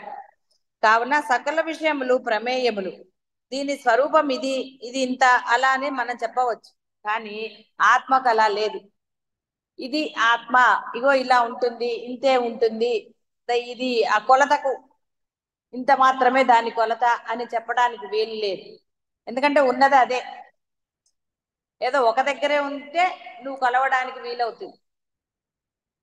అంటే పరిమితికి లోబడి ఉంటే, నీవు పరిమితికి లోబడిన వాడివి కాబట్టి నీకు కొలతలు అన్నీ ఉన్నాయి. నీకు ఉదాహరణలు చెప్పచ్చు, నువ్వు ఫలానా పోలిక అది ఇదని మీకు చెప్పవచ్చు. కానీ ఆత్మ ఈ విధంగానే ఉంటుంది అని చెప్పడానికి ఎక్కడా కూడా ఏ ఉదాహరణ కూడా పని చెయ్యదు. దాని కొలతకి ఇంత ఉంది, దాని పరిమితి ఇంతే, ఏదో లావు వెడల్పు అలా చెప్పడానికి లేదు. ఎందుకంటే ఉన్నది అదే. కాబట్టి ఊహకు అందనిది, కొలతలకు అందనిది, అప్రమేయమైనది ఆ ఆత్మ. కాబట్టి పోలికగా చెప్పడానికి కూడా ఇక్కడ ఆత్మకు పోలిక చెప్పడానికి ఏ వస్తువు లేదు. అమ్మవారి గడ్డాన్ని ఔపమ్య రహితం అని ఎలా అన్నారో ఆత్మ కూడా ఔపమ్య రహితం. దేనికి కూడా ఈ విధముగా ఆత్మ అంటే ఆత్మను పొందినవాడు లేదా ఆత్మను తెలుసుకున్నవాడు, ఆత్మలాగా ఉండేవాడి యొక్క ఆచరణ చెప్పగలుగుతారు తప్ప ఇది ఆత్మ అని చెప్పడానికి ఏ వస్తువు లేదు. అన్నిటి యందు అదే ఉంది కాబట్టి భిన్న భిన్నములుగాను ఉన్నది. అయినా సరే అది ఏకము మాత్రమే. ఎంత భిన్నత్వాలు పొందినా కానీ ఆత్మ మట్టుకు ఒకటే, అద్వితీయము. కాబట్టి దేనిని గురించి చెప్పుటకు ఉపమానము లేదో అది అనుపమానము. ఔనౌపము అంటే పోలికకి ఏ వస్తువు లేదు అని. ఆత్మకు రూపము గుణము మొదలుగా గుర్తింపదగిన లక్షణాలు ఏవీ లేవు. ఇహ ఉపమానం ఎలా ఉంటుంది? దానికి రూపము లేదు, పేరు లేదు, ఏదీ లేదు, ఒక గుణము లేదు. కాబట్టి అది అప్రమేయము, నిర్గుణము అని ఎన్నోసార్లు చెప్పుకున్నట్టుగా ఏ గుణములు లేవు. అన్ని దానివే, ఏవి దానివి కాదు. అన్ని రూపములు దానివే, అలాని ఏ రూపము పర్టికులర్ గా ఇది ఆత్మరూపం అని చెప్పడానికి వీలు లేదు. ఆత్మను ఉపాసించుటకు వివిధములైన భావనా ప్రకారములు పరమేశ్వరుడు చెప్పాడు. ఉపాసనను అంటే ఆ యొక్క సాధన చక్కగా కొనసాగాలని అనుకుంటే లౌకికములు వైదికములు అయిన సకల వ్యవహారములకు సాధకుడు దూరముగా ఉండవలెను. కాబట్టి ఇక్కడ అర్థము అన్ని మానేసేసి హాయిగా ఒట్టిగా తిని కూర్చోటం బద్ధకంగా అని కాదు అర్థం. అంటే నీవు అవన్నీ చేస్తూ ఉంటే నీకు సమానత్వం రాదు. ఆచరణలో నీవు ఆత్మలాగా ఉండలేవు. ఎందువల్ల అంటే తెలుసు మీ అందరికీ, మీరు అందరూ ఆచరణలో పెట్టింది లౌకిక వ్యవహారాలు, వైదిక వ్యవహారాలు అంటే పూజలు అలాంటివన్నీ కూడా. దేనికి వద్దన్నారు? ఎప్పుడు మీరు మానేయాలి? చాలా బాగా గుర్తుపెట్టుకోండి. నేను చెయ్యొద్దు అనను, చెయ్యి అనను. ఎవరికైతే కేవలము ఆత్మగా మాత్రమే భాసిల్లాలని ఉంటుందో వాడు ఏమాత్రము కూడా కోరిక అనేది లేస మాత్రమైన కోరిక వాడిలో ఉండరాదు. వాడు సాధన చేసి తీరాలి. అలాంటి వాడే పూజలన్నీ మానేయాలి. అంతే తప్ప నాకు అయ్యో మా పిల్లలు ఏమవుతారంటే రేపు పొద్దున పెద్ద అయ్యాక, లేకపోతే నాకు ఆస్తులు ఉంటాయా, నాకు రోగాలు వస్తాయా, నన్ను ఎవరు చూస్తారు, ఇలాంటి ఉన్నవాడు ఎవ్వడికి వాడు చేసుకోవాల్సిందే. వాడు నేను మానేస్తానంటే ఎలా కుదురుతుంది? ఇంకా సంపాదించాలి అనుకున్నవాడు చేయవలసిందే. ఎందుకంటే మరి సంపాదన సరిగ్గా ఉండాలి. అవతల వాడు సరిగ్గా చూడటం లేదని బాధపడితే ఒక ప్లేస్ నుంచి ఇంకో ప్లేస్ కు పారిపోతే ఏమిటి ఉపయోగం? కాబట్టి అలాంటి వాళ్ళందరూ చేసుకోవాలి. మానేసేది ఎప్పుడు? ఎలాంటివైనా మానవమానాలన్నిటినీ కూడా ఏమాత్రం ఖాతరు చేయక్కర్లేదు. అలాంటి వాళ్ళు చేయక్కర్లేదు. మానవమానాలు జరిగాయని అనుకునేవాడు తప్పదు. కాబట్టి ఎవరికైతే కేవలము ఆత్మ మాత్రమే, నేను ఈ మానవ జన్మని నేను సార్థకం చేసుకోవాలి కాబట్టి ఇది తప్ప అన్యము లేదు అని దృఢ నిశ్చయం చేసుకున్న వాడు ఏమీ చేయక్కర్లేదు. వాడు ఆనందంగానే ఉంటాడు. ఎందుకు అంటే వాడికి దేని ఎందు కూడా ఇది అవమానం అని కానీ, ఇంకోటని కానీ, ఇది కావాలని కానీ, ఇది వద్దని కానీ, ఒకటి మీద ద్వేషం కానీ, ఒకటి మీద కోపం కానీ ఏమీ లేకుండా ఉండాలి. అందుకనే ప్రయత్నపూర్వకంగా ప్రతిదినము కూడా అలా ఉండాలని చెప్పేది. ప్రయత్నపూర్వకంగా నువ్వు గనక ఆచరణలో పెట్టగలిగినప్పుడు తప్పకుండా నువ్వు దాన్ని పొందుతావు. పెద్ద టైం ఏం పట్టదు. కాబట్టి అలాంటి వాళ్ళు వీటన్నిటికీ దూరంగా ఉండాలి. ఎందుకంటే అవన్నీ చేస్తే మళ్ళీ అనేకం అవుతున్నాయి కదా. నేను వేరు భగవంతుడు వేరు అన్న సంగతి అక్కడే వచ్చేస్తుంది. నేను వేరు వాడు వేరు, లౌకిక వ్యవహారాలు. నాకు అది కావాలి ఇది వద్దు, ఇలా ఇవన్నీ గురించి చాలా సార్లు అయిపోయింది. అంటే చాలా బాగా గుర్తుపెట్టుకోండి, మీలో లేశమాత్రమైన ఒక ఆలోచన కానీ కోరిక కానీ ద్వేషంగా ఏవి ఉండడానికి వీల్లేదు. ప్రయత్నపూర్వకంగా సాధనతో వాటిని ఇది చేసుకోవాలి. కేవలం ఆ సాధనే నామస్మరణ, ఆచరణ. నామస్మరణ చేస్తే ఆటోమేటిక్ గా మీకు ఆచరణ కూడా సాధ్యమవుతుంది. నామస్మరణ చెయ్యని వాడికి ఆచరణ సాధ్యం కాదు. ఎందుకంటే వాడి బుర్రలో ఉంటాయి, పలు విధాలుగా ఉంటాయి. ఎలా అవతల వాడిని మోసం చేయొచ్చు, లేదా ఎలా మాటలతో బురిడి కొట్టించవచ్చు, ఈ ఆలోచనలన్నీ తిరుగుతూ ఉంటాయి. రకరకాలుగా ఉంటుంది పరిస్థితి. కాబట్టి అటువంటి వాడు చేసుకోవాల్సిందే, కోరికలు ఉన్నవాళ్ళు చేసుకోవాల్సిందే. అది ఆ శరణాగతి పొందుతూ గనక అనన్య భక్తిగా ఉంటే ఆ అనన్య భక్తి కూడా మిమ్మల్ని మళ్ళీ మోక్షానికే తీసుకొస్తుంది. సమయం పడుతుంది, ఎందుకంటే మీరు కోరికతో చేస్తున్నారు. కోరిక లేని భక్తి కావాలి. అనన్య భక్తి అంటే అమ్మ తప్ప అన్యము లేదు అన్న భక్తి కావాలి. నీవు ఒక కోరికతో సంకల్పంతో ఒకటి పూజ చేసినా ప్రదక్షిణాలు చేసినా అది ఫలితం అక్కడికక్కడ అయిపోయింది. చెల్లు టాలీలు చేసేస్తాడు ఆయన. ఈ కోరిక కోసం ఇది చేసావు కాబట్టి దాంట్లో వచ్చిన పుణ్యం నీ కోరిక తీర్చేశాడు, పని అయిపోయింది, నీకేం బ్యాలెన్స్ మిగలలే అక్కడ. కాబట్టి ఎప్పుడైనా సరే బాగా గుర్తుపెట్టుకోండి, ఆశించితే ఆయన చెప్పింది నేను అదే, ప్రయోజనాన్ని ఆశించి చేస్తే గనక పోతుంది. ప్రీతితో నన్ను సేవించిన వారికి అన్నాడు. కాబట్టి ఏమాత్రం ఎటువంటి ఆశ లేకుండా, అసలు ఏది ఆశించకుండా ఎవరైతే చేస్తారో వారికి ఆయన యొక్క అనుగ్రహం దొరుకుతుందని. కాబట్టి సాధకుడు వీటన్నిటికీ దూరంగా ఉండాలంటే సాధకుడు అని చక్కగా చెప్పారు. కాబట్టి సాధన దేనికి? ఆత్మను పొందడానికి మాత్రమే. ఏదైతే అయి ఉన్నావో అదిగా ఉండటమే సాధన. ఆ సాధన చెప్పబడింది, సులభమైనది. కాబట్టి ఆ విధంగా ఉండాలి. సర్వకర్మలను విడిచిపెట్టి దేని యందును ఆశ లేనివాడై, పుత్ర మిత్ర కళాత్రాదులందు ఆసక్తి లేనివాడై, తనలోనే జీవుడుగా స్ఫురించుచున్న చైతన్యమును ఆచార్యుని యొక్క ఉపదేశముల చేత నిశ్చితమైన బుద్ధితో పరమాత్మగా భావించాలి. అంటే వాళ్ళందరినీ వదిలేయమని చెప్పలేదు. వాళ్ళు ఎంత ఆసక్తి లేకుండా అంటే అనవసరమైన ఓవర్ యాక్షన్లు చేయొద్దని. నీ ధర్మం చేయి చాలు. భార్య పట్ల, పిల్లల పట్ల, భర్త పట్ల, అత్తగారు ఎవరైనా సరే మీ ధర్మం చెయ్యండి. అధర్మం ఎప్పుడు ఓవర్ యాక్షనే. కాబట్టి అనవసరమైన ఆలోచనలు, అనవసరమైన ప్రేమలు, మోహాలు అన్నీ కూడా మిమ్మల్ని బురదలోకి దింపుతాయి తప్ప మిమ్మల్ని పైకి తీసుకురావు. బాగా గుర్తుపెట్టుకోండి. కాబట్టి మీ ఆలోచనే మీకు పెద్ద ఊబి.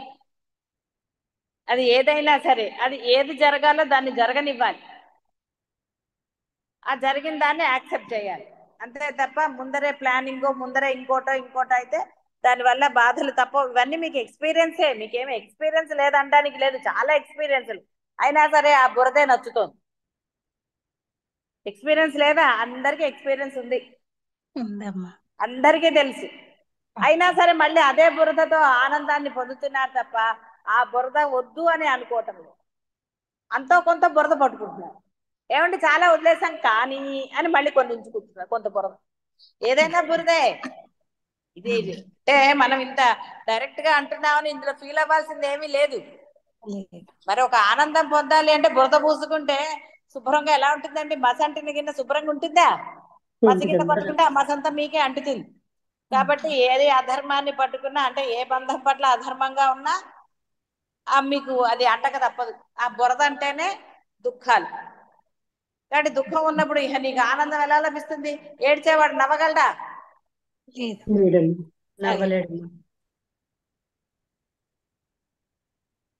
కాబట్టి నిశ్చితమైన బుద్ధి ఉండాలి. బ్రాహ్మణాది వర్ణాలు, బ్రహ్మచర్యాది లేని ఆశ్రమాలు, దేశాలు, జాతులు మొదలగు వానికి సంబంధించిన సకల భావములను పరిత్యజించి అంటే బాగుగా వదిలేండి, త్యజించి అనలేదు, పరిత్యజించి బాగుగా అందుకే మనదేమి ఆశ్రమం అని చెప్పలేదు, మనది ఇక్కడ ఏది చెప్పబడలేదు. సన్నిధి అన్నారు, ఆ పేరు కూడా పెట్టింది ఆయనే. అనవసరంగా మన దెబ్బలాడుకోకుండా ఇక్కడ మీరు అందరూ ఏదో పేరుతోటి ఆయనే స్ఫురణ ఇచ్చాడు, ఆ సన్నిధి అని పెట్టుకోండి. కాబట్టి ఇది అది సన్నిధి, బ్రహ్మ సన్నిధి. ఇది రమణ అంటే బ్రహ్మము అని అర్థం. అక్కడ రమణ అంటే రమణ మహర్షి అని ఒక రూపము కాదు, బ్రహ్మ సన్నిధి. దాని యందు లీనం అవ్వాలి.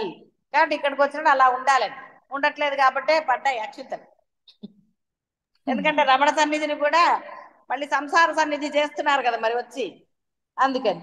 కాబట్టి వర్ణములు, ఈ ఆశ్రమాలు, దేశాలు, జాతులు, నేను నువ్వు, నువ్వు గొప్ప నేను ఇది, వాళ్ళు వేరు నేను వేరు, ఇవన్నీ ఉండకుండా, అంటే ఆ భావన కూడా రాకూడదు మీలో.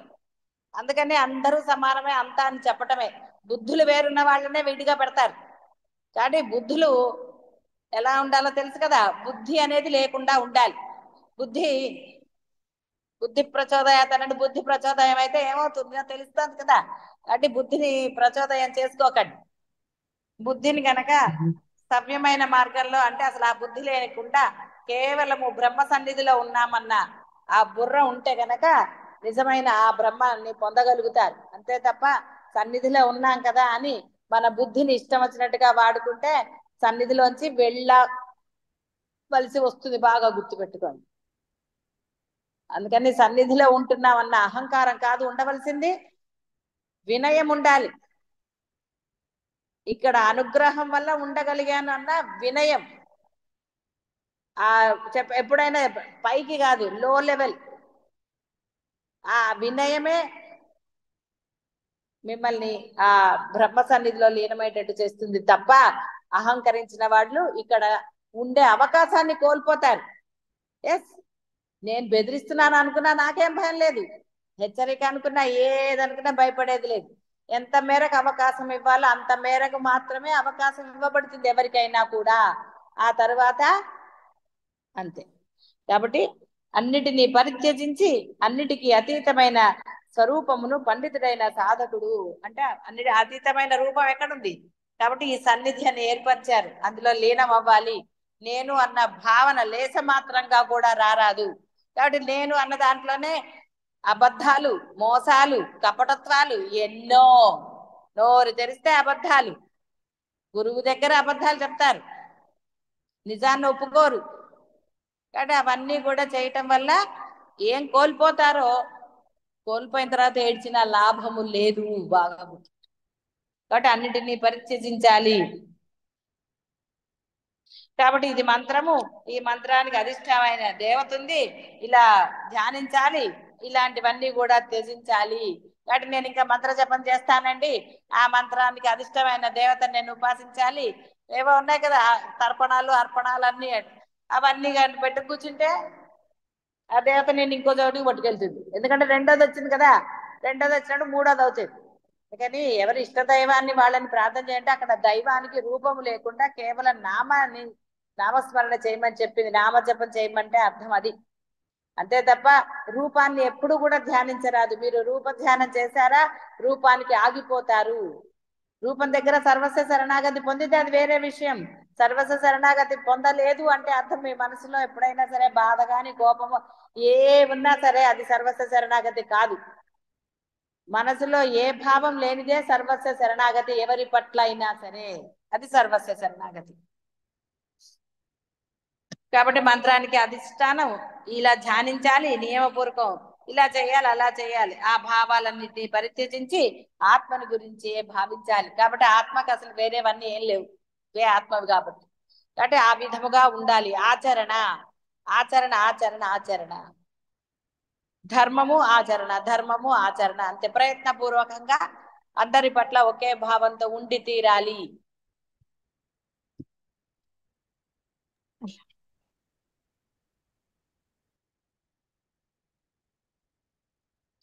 ఆత్మను గురించి చక్కగా తెలుసుకొని విద్వాంసులే సన్యసించిన వారు ఒక రకం విద్వత్ సన్యాసులు, అంటే అసలైనది సత్యం తెలుసుకున్న వాళ్ళు అన్నారు. సత్సంగం అంటే అర్థం కూడా చాలా సార్లు చెప్పుకున్నాం. కాబట్టి ఇక్కడ సత్యము, కాబట్టి సద్గురువు అంటే కూడా అర్థం అదే, నిజము తెలిసిన వాడే, అసలైనది ఏమిటో తెలిసిన వాడే సద్గురు. అంతేగాని సద్గురువు అంటే ప్రాపంచిక విషయాలు చెప్పేవాళ్ళు గురువులు కాదు, ఆ గురువు వేరు. కాబట్టి ఇక్కడ సత్ అంటే అసలైనది ఏది మాత్రమే కలదో దానిని గురించిన చేయటమే అసలైనది. ఏదో తెలుసుకోవాలని సన్యసించిన వారు ఇంకో రకం.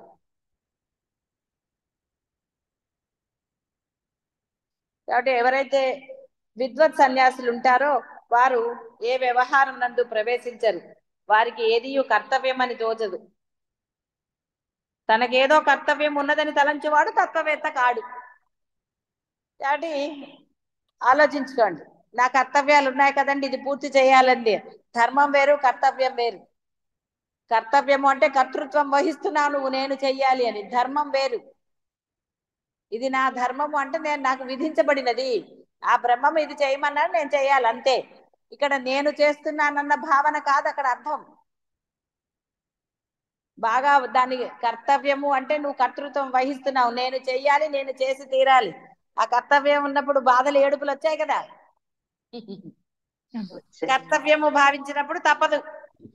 ధర్మము అన్నప్పుడు ఎందుకు ఏడుపు వస్తుంది?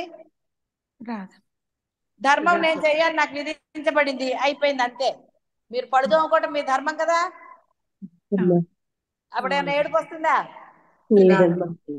నా కర్త నేను కాబట్టి పడుకోకున్నాను అంటే అందువల్ల అది తెలుస్తుంది కదా. ఏదో ఒట్టిగా చిన్న ఎగ్జాంపుల్ చెప్పాను. కాబట్టి కర్తృత్వం వహించేవన్నీ కర్తవ్యాలు. నా పిల్లలు పెళ్లిళ్ళు చేయాలి, ఏమిటి నువ్వు చేసేది? అది చేసుకుని వస్తాడు ఈ లోపల. కాబట్టి అలాంటివి కాదు. కాబట్టి ధర్మంగా ఉన్న వాళ్ళకి ఏ బాధ లేదు.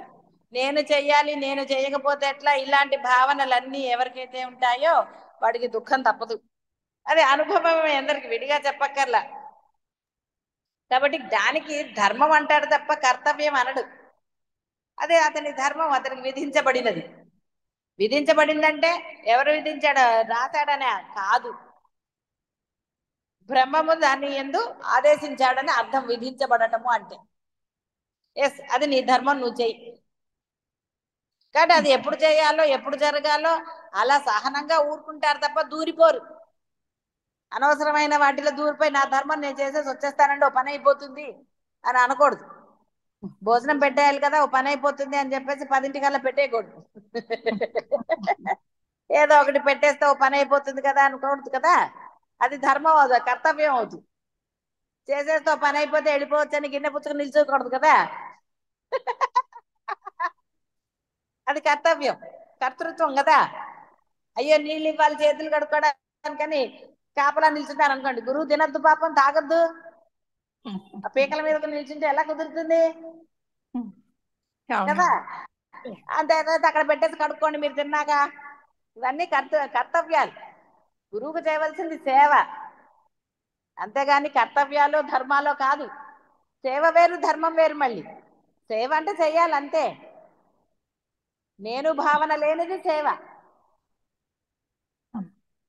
ధర్మము అన్నప్పుడు అక్కడ కొంత బంధము, అంటే డైరెక్ట్ బంధం కాకుండా అక్కడ నువ్వు గృహస్థాశ్రమంలో ఉన్నావు కాబట్టి భర్త ధర్మము అన్నావు. అక్కడ నువ్వు ఉన్నావు గృహస్థ ధర్మంలో, భర్తగా భార్య వీళ్ళందరూ ఉన్నారు కాబట్టి ఆ ధర్మాన్ని నువ్వు పాటించి తీరాలి.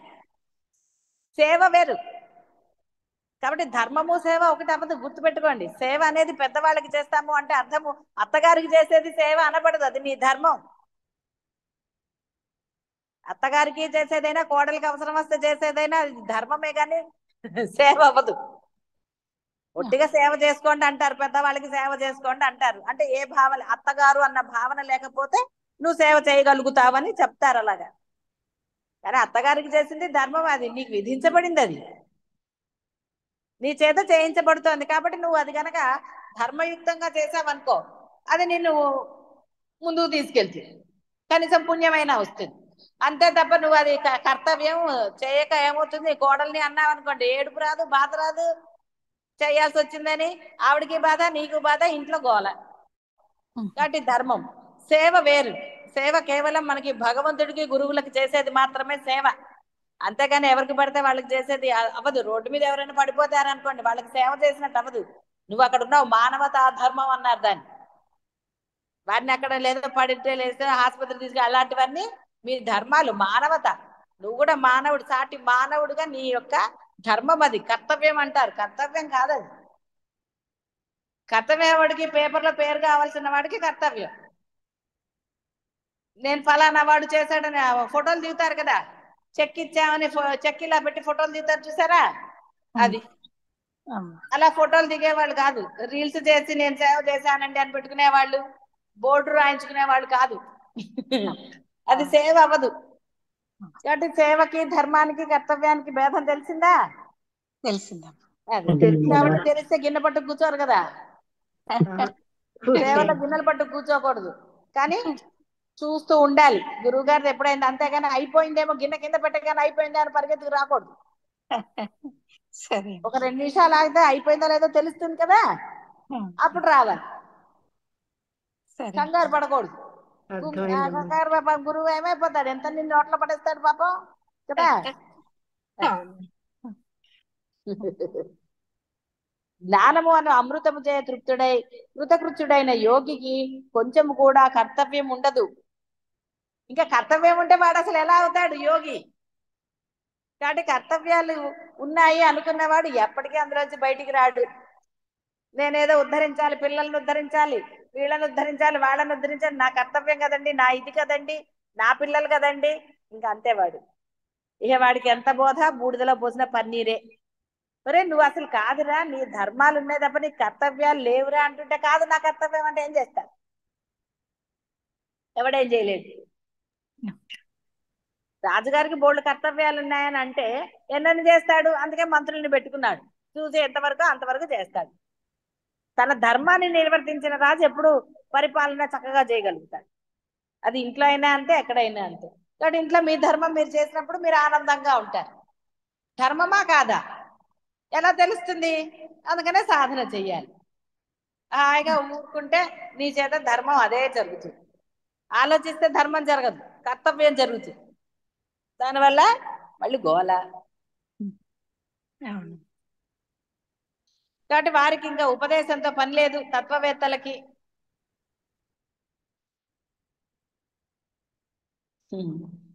ఉత్తమమైన ఆశ్రమం సన్యాసం అని కొంతమంది స్వీకరిస్తారు, లేకపోతే సంసారం దుఃఖంగా ఉంది అందువల్ల సన్యాసం స్వీకరిస్తే కొంచెం అని, అదేదో సినిమాలో వాళ్ళు లేకపోతే అక్కడేం సుఖం ఉంటుంది ఆ సన్యాసంలో.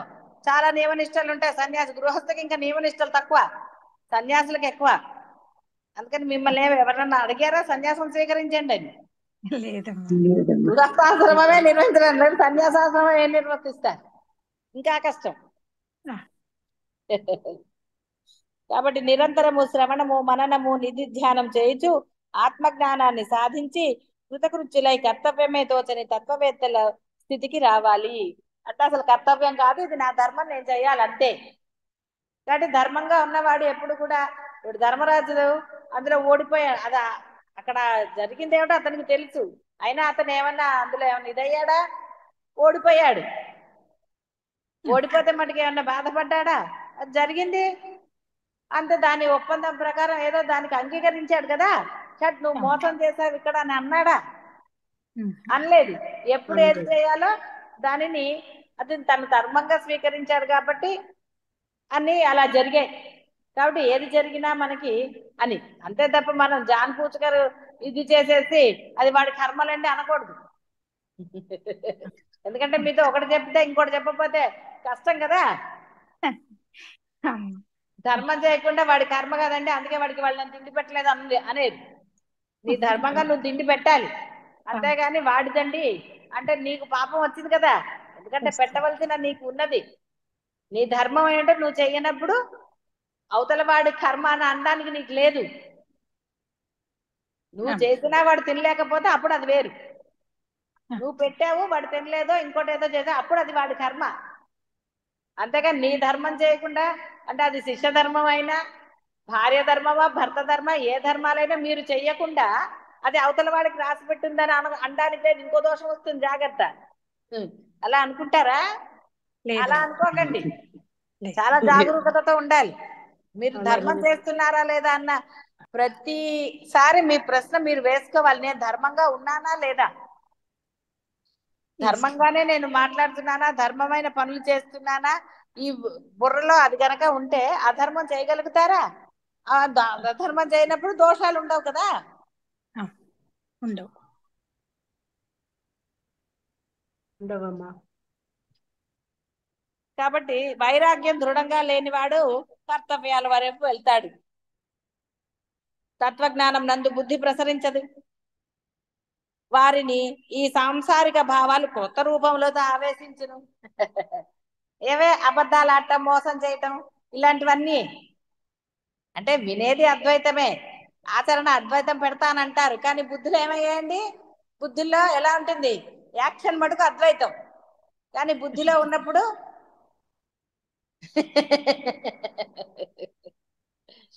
కాబట్టి ఆ బుద్ధిలో ఇది కానీ బుద్ధి వక్రీకరిస్తుంది. ఎన్నాళ్ళు యాక్షన్ చేస్తారు? చేయలేము. కాబట్టి ఆత్మను తెలుసుకునేట్టుకై సన్యసించితీమంటే ఆత్మను తెలుసుకోవడానికేనండి. అరుణాచలంలో ఉంటున్నాను, గురువు గారి దగ్గర ఉంటున్నాను అంటారు. డైలాగ్ దేనికి? ఆత్మను నేను తెలుసుకున్నానంటారు, నేను ఆత్మ అయిపోయానంటారు. అప్పుడు బుద్ధి సరిగ్గా లేకపోతే ఏమంటారండి? అలా రకరకాలుగా మాట్లాడుకుంటారు. వాళ్ళు ఇష్టం కదా. వాచా వేదాంతులు ఏదైనా మాట్లాడగలరు. అవతల వాడికి నిజం తెలియనప్పుడు వాళ్ళు చెప్పిందే నిజం అనుకుంటారు. అనుకున్నంత మాత్రం ఏమైందంటే చెప్పిన వాడు పోతాడంటే ఏదో ఇది అవుతాడని కాదు, వీడు నశిస్తాడు, విన్నవాడు నశిస్తాడు. ఎందుకంటే వాడికి అసలు ఏది తెలీదు. కానీ కపటత్వం చేసిన వాళ్ళకి దోషం కూడా అంటుతుంది కదా. అది జాగరూకతతో ఉండాలి. కాబట్టి ఆత్మను తెలుసుకోవడానికి ఏదో అని డైలాగులు కొట్టకూడదు. నిజంగా తెలిసి నువ్వు ఆచరణలో పెడితే డైలాగ్తో పనే ఉందండి? పనుందా? ఏమీ పని లేదు.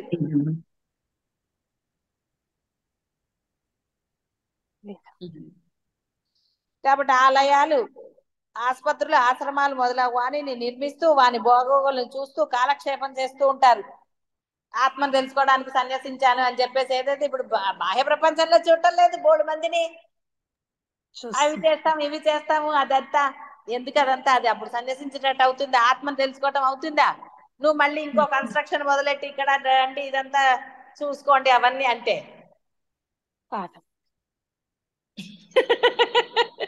అర్థమవుతుందా? అర్థమైంది. కాబట్టి దేనికి మనకి మన చేత ఏది చేయించబడాలో ఆయన చేయిస్తాడు. ఆయన అంటే బ్రహ్మము. మనకి ఎందుకండి ఏవో కట్టేసి ఏవో చేసేది? అందుకే ఎవరిల్లు వాళ్ళు కట్టుకోమన్నాం, అందరిని వచ్చి ఇక్కడ ఉండమంటాను. ఎవడు గోళ్ళ వాళ్ళు ఉండండి అనేది ఎందుకంటే గోల లేకుండా ఉండడానికి. సరే, ఒక దగ్గర ఉంటే మళ్ళీ గోళలు మొదలే కదా. అంతే. అవును, అవును. అందుకే అవన్నీ లేకుండా ఉండడానికే ఆత్మలాగా భాషించాలంటే గొడవ లేదు కదా. అవును. మళ్ళీ వాని యొక్క బాగోగులు ఇవన్నీ ఎందుకు? కాలక్షేపం. కాబట్టి మరలా వ్యవహార ఆరంభమై తాము చేయి పనులకు అనుకూలించి వారి యందు అనురాగము, ప్రతికూలించి వారి యందు ద్వేషము మళ్ళీ మొదలైతే కదండి. ఇక్కడ మా ఇల్లు కాదు కదా, నేనెందుకు చేయాలి, ఈ వస్తువు నాది కాదు కదా, పాడైతే పాడైంది నాకేంటి, ఈ భావాలు లోపల రావు. అది వచ్చేస్తే ఏమవుతుంది? అవే కదా ద్వేషాలు అంటే. అవన్నీ అదేనా వైరాగ్యమా? రాదమ్మా, వైరాగ్యం రాదు. కాబట్టి ఇవన్నీ వచ్చేస్తాయి మళ్ళీ. ఇక అవన్నీ వస్తే ఎక్కడుంటే ఏంటి, ఎక్కడున్నా ఒకటే. కాబట్టి మనం ఎక్కడున్నామో అక్కడ మనం వాడుతున్న వస్తువుల యొక్క యోగక్షేమాలు మనము ఇచ్చేయాలి. అది నేను కొన్నానా, సత్సంగం కొన్నదా, గురువు కొన్నారా, ఇంకోరు కొన్నారా నాకు అనవసరం. ఆ వస్తువు శుభ్రంగా ఉండాలి, ఆ ప్రదేశం శుభ్రంగా ఉండాలి. అంతే తప్ప బూజులు పట్టేసో, జిడ్డు పట్టేసి, పురుగులు తిరుగుతూ అలా కాదు ఉండవలసింది. శుభ్రత అనేది అత్యంత ముఖ్యమైనది. ఇంకా శుభ్రత లేని వాడికి ఇంకేమి, వాడు ఏం చేస్తాడు అసలు? శుభ్రత అనేది ఉండి తీరాలి. వస్తువు ఉన్నప్పుడే కదా శుభ్రత. అదంతా వస్తువు శుభ్రంగా ఉంటే అన్ని శుభ్రంగా ఉంటాయి. అంతేగాని తిన్నామా, కూర్చున్నామా అని అంటే కాదు. ఉండకూడదు. కాబట్టి ఒక వస్తువును పాడు చేయకూడదు. కాబట్టి భేదభావాలని త్యజించాలి. సన్యాసం అనగా సకలములైన లౌకిక వ్యవహారములను, వైదిక వ్యవహారములను వదులుకొనటయే. కాబట్టి ఈ ఆలయాలు వాటిని నిర్మించుట, జపానుష్ఠానాలు చేయుటకు సన్యాసం ఎందుకు? గృహస్థులుగా కూడా ఉన్నా చేయవచ్చు. కాబట్టి సన్యాసించి ఇక్కడ మీరు సన్యాసించటము అంటే మళ్ళీ వేరేగా భావన చేయకండి. ఇక్కడ సన్యాసించటము అంటే ఆత్మను తెలుసుకోవటం అనే అర్థాన్ని మీరు గ్రహించాలి. పరమేశ్వరుడు ఉపదేశం చేస్తున్నాడు కాబట్టి సన్యాసం గురించి చెప్పాడు, గృహస్థాశ్రమంలో చేయొద్దు అన్నాడు. ఇప్పుడు ఇక్కడ మనకి వనదుర్గ గుడి గురించి మనం ఏమి ప్రయత్నం చేయలేదు, మనం చేస్తాము అనలేదు. ఎక్కడా కూడా ఎప్పుడు కూడా అనలేదు. అది మన చేత అది ఏదైతే నేను అంటున్నాను చూసారా, మనకు విధించబడినది అంతే. మనం ఎక్కడన్నా ప్రయత్నాలు చేశామా, నేను చేస్తామండి అని డబ్బులు వసూలు చేసి డబ్బా పుచ్చు బయలుదేరలే కదా. నిజంగా లేదు. మనం కనుక అలా ఉంటే ఎంతో మందితో ఎన్ని లక్షలు కలెక్ట్ చేసి ఇవ్వాలి. మనకు ఆ ఉద్దేశం లేదు, మనకి అది విధించబడింది. బ్రహ్మము చేత మన చేత జరుపబడాలని బ్రహ్మ నిర్ణయించాడు కాబట్టి వాళ్ళు మన దగ్గరకు వచ్చారు. మనం కూడా ఏమీ అతి ప్రయత్నం చేయలేదు, ఎవరికి వీలైతే వాళ్ళని అన్నాం. లేకపోతే శాసించవచ్చు కదా. ఎప్పుడైనా డబ్బు విషయంలో శాసనాలు జరిగాయా? కాబట్టి ఇక్కడ సన్యసించడం అంటే మీరు వేరే అనుకోరు. మీకు సన్యసించడం అంటే సాధకులని అర్థం. ఇక్కడ మనం తీసుకోవాల్సిన అర్థము సన్యాసము అంటే లౌకిక వ్యవహారాలను త్యజించటమే సన్యాసము. త్యజించటము, పరిత్యజించటము అని అర్థం. మీ ధర్మం తప్ప అన్యము చేయకుండా ఉండటమే సాధకులు సన్యసించటం అని అర్థం. అంతే తప్ప బాహ్యమైన సన్యాసం కాదు నేను చెప్పేది. పరమేశ్వరుడు బాహ్యమైన సన్యాసం గురించే చెప్పాడు. ఎలా అయితే భగవద్గీతలో మొదటి నుంచి చెప్పుకుంటూ వచ్చారో అలాగే పరమేశ్వరుడు కూడా అలా బోధ చేస్తున్నాడు. కాబట్టి ఇక్కడ అర్థమైంది కదా, సన్యాసము అంటే అర్థము భావములను సన్యసించటము, అధర్మాన్ని సన్యసించటం, కపటత్వాన్ని సన్యసించటం, అబద్ధాలని సన్యసించటం. కాబట్టి అవి సన్యసించండి. అవి సన్యసిస్తే మీ చేత ఏది చేయించబడాలో అది చేయిస్తాడా పరమాత్మ. అంతకుముందు మీ చేత అందరి చేత సేవలు చేయించారు అక్కడ. తర్వాత ఇప్పుడు చేయనిస్తున్నారా? అక్కడికి వెళ్తున్నారా? అది మనకి విధించబడలేదు. కాబట్టి ఏది విధించబడిందో అది మనము ఆనందంగానే చేశాం తప్ప ఎక్కడన్నా మనకు దానివల్ల ఏమన్నా బాధ కలిగిందా? మనం అనుకున్నప్పుడు మనకి బాధ కలుగుతుంది. నేను చెయ్యాలి, నా పేరు పెట్టాలి అనుకున్నప్పుడు అలా ఎవరికి వాళ్ళు అనుకుంటే, నా పేరు మీద దానం చేయాలని అనుకుంటే కష్టం కదా. కాబట్టి అలా అనుకోకండి.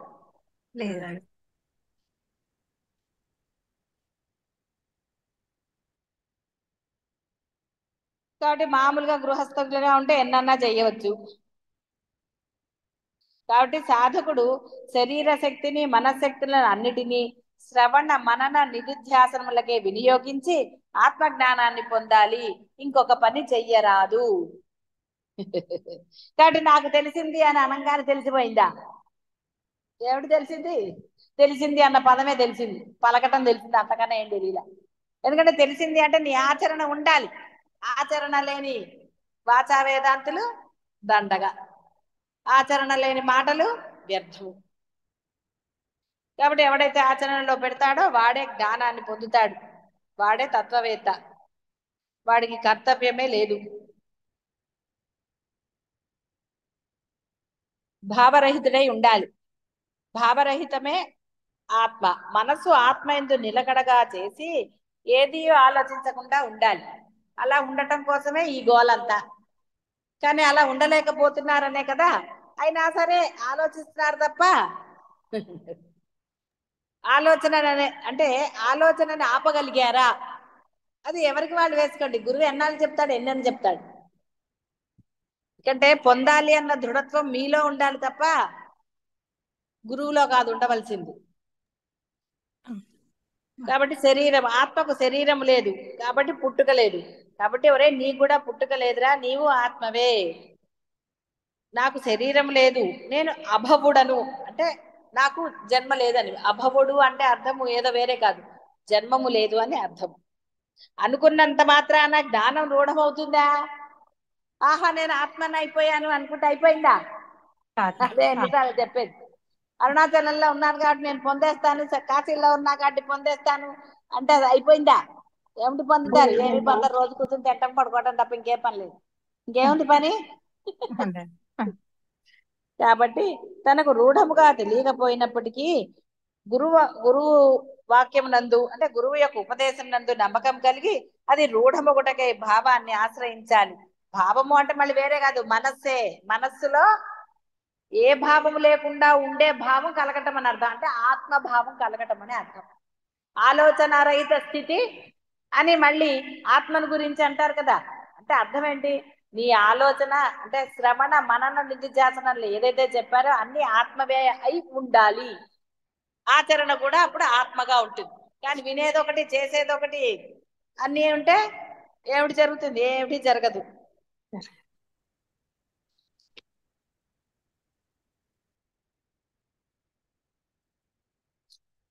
కాబట్టి సాధకుడు చాలా జాగ్రత్తగా ఉండాలి.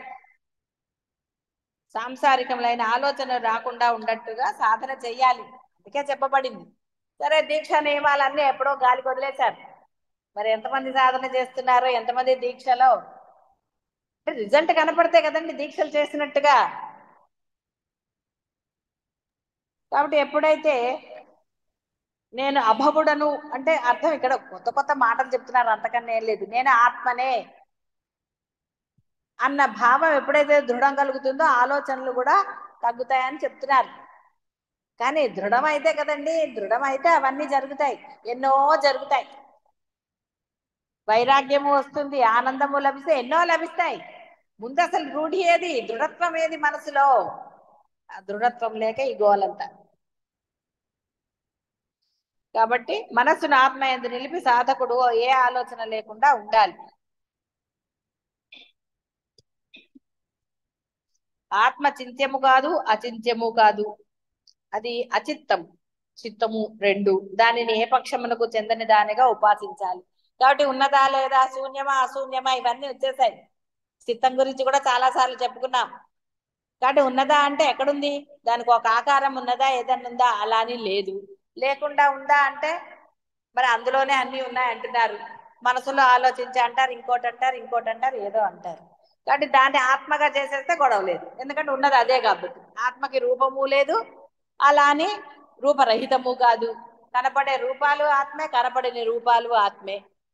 కాబట్టి నీకు ఏదైతే చిత్తం అంటున్నావు, కనపట్టలేదు కానీ అంటున్నావు, దాన్ని ఆత్మగా భావన చేసేస్తే గొడవ లేదు.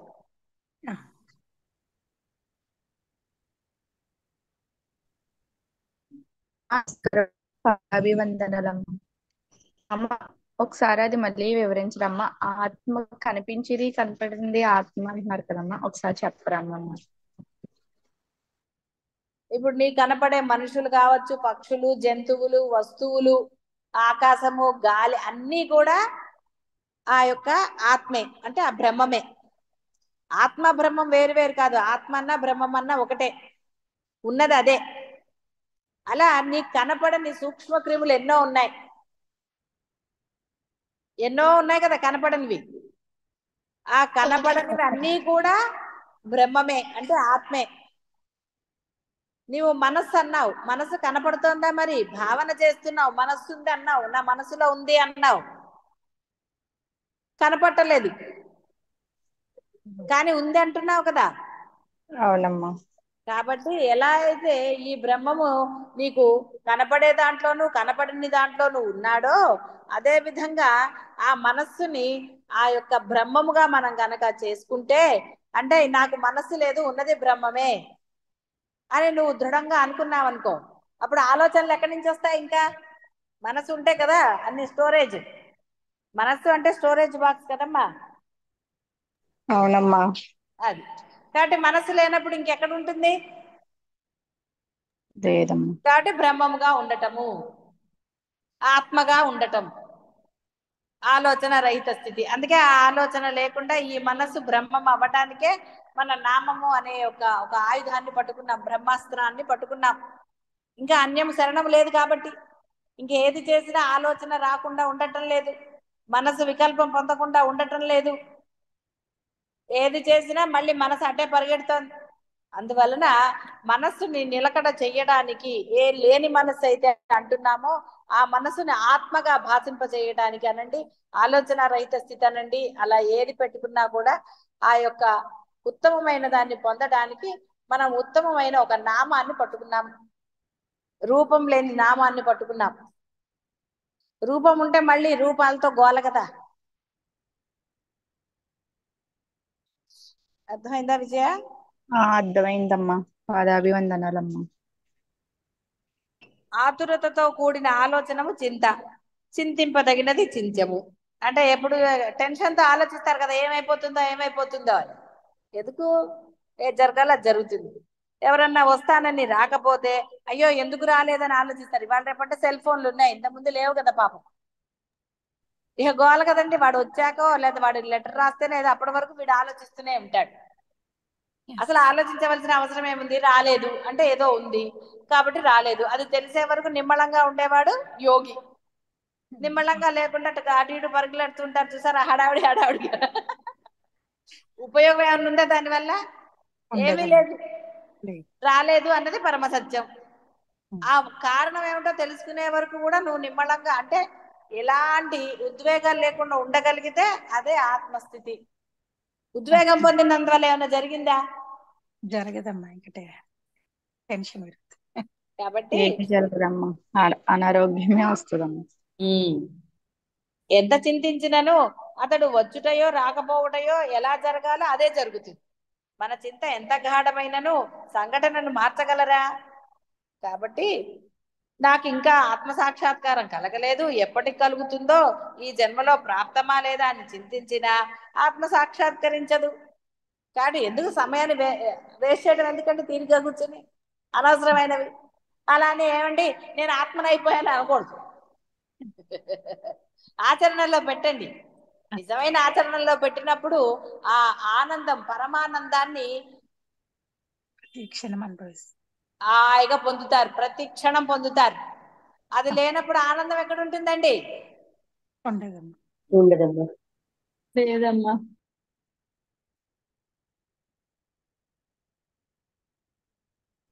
కాబట్టి ఆత్మ సాక్షాత్కారం కలగలేదు అని చింత ఉండవలసినదే. అంటే అర్థం ఏమిటి అంటే ఆ యొక్క అయ్యో నేను ఇంకా పొందలేకపోతున్నాను, ఏమిటి నాలో ఉన్న లోపము అన్న ఆ ఆలోచన. చింత అంటే ఇక్కడ ఆలోచన అని కూడా ఉంది కదా. చింత అంటే కేవలం బాధ ఒక్కటే కాదు. అరే ఏమిటి అడ్డం, నా మనసుకి ఏది అడ్డం వస్తోంది, ఎందుకని నేను సాధన చేయలేకపోతున్నాను, ఎందుకు నేను ఇంకా పొందలేకపోతున్నాను అన్నది లేకపోతే వైరాగ్యం ఎందుకు వస్తుంది? వస్తుందా? ఏమి రాదు. ఇందా చెప్పలేదు, మళ్ళీ సంసారంలో పడతారు, మళ్ళీ అనవసరమైనవన్నీ వస్తాయి. కాబట్టి అది ఉండాలి. లేకున్నచో సంసారం నందు విరక్తి, గురువులను సేవించుటయు సంభవించదు. కాబట్టి కేవలం అది ఒక్కటే చాలదు. అంటే ఆలోచిస్తూ కూర్చుంటే సరిపోతుందా? నేను బ్రహ్మము, నేను బ్రహ్మము, నేను బ్రహ్మము అయ్యాను, ఒక అడుగు దూరం ఉంది, 2 అడుగుల దూరం ఉంది అంటే అయిపోతారా? అవన్నీ వాచావేద డైలాగులు. అవి డైలాగులతో పని జరుగుతుందండి. రే మాటలు ఆపి చేసి చూపించరా అనరు? ఏమంటారు? చెప్పింది చాలు కానీ ఫస్ట్ చెయ్యి, అప్పుడు నమ్ముతాం అంటారు. కాబట్టి ఆలోచన ఓకే, నేను పొందలేకపోతున్నాను, ఏదో అడ్డం ఉన్నది, అది ఏదో అడ్డం ఉందంటే ఇక్కడ సమర్థింపు కోసం చెప్పట్లేదు, అది నేనే కల్పించుకున్నాను కాబట్టి నేను సాధన సరిగ్గా చేయటం లేదు కాబట్టి నేను సాధన చేస్తాను, వేరేది ఏది లేదు. సాధన సరిగ్గా చేయటం లేదన్నదే అసలైన అడ్డం. సాధన సరిగ్గా చేస్తే అన్ని అవే సమకూరుతాయి. కాబట్టి సాధన సరిగ్గా చేయటం లేదు అన్న ఇది ఉంటే గనక అప్పుడు ఆ విరక్తి వస్తుంది, సేవ చేయగలుగుతారు, ఇంకోటి ఏదైనా చేయగలుగుతారు. అసలు అదే లేదనుకోండి, సేవ చేయడానికి బద్ధకం వస్తుంది. ఏం చేస్తాను లేదు, ఎలాగూ వస్తుందిగా ఈ జన్మలో అనుకుంటా. అది గురువు యొక్క ఉపదేశం అనుసరించి ఏకాగ్రముగా ఆత్మను గురించి మనం గనక ఆచరణలో పెట్టినట్టయితే ఆత్మ తప్పక సాక్షాత్కరిస్తుంది. అందువలన ఏదో ఆలోచించేసి ఏదో చేసినట్టు కాకుండా ఆ యొక్క చింత అంటే ఆలోచన, నేను సరిగ్గా చేయటం లేదు కాబట్టి ఇంకా నేను నియమనిష్టలతో దీక్షలు తీసుకుని తప్పకుండా ఈ యొక్క దానిని నేను పొంది తీరతాను అన్న దృఢ విశ్వాసం, దృఢ సంకల్పం చెయ్యాలి. దృఢత్వం అంటే ఎంతసేపు అండి? జనక మహారాజు ఎన్నిసార్లు ఈ దిగామ నుంచి కాలు అటు పెట్టే లోపల వస్తుంది. దృఢత్వం లేకే ఎన్నిసార్లు గుర్రం ఎక్కినా కింద పడిపోతున్నాం.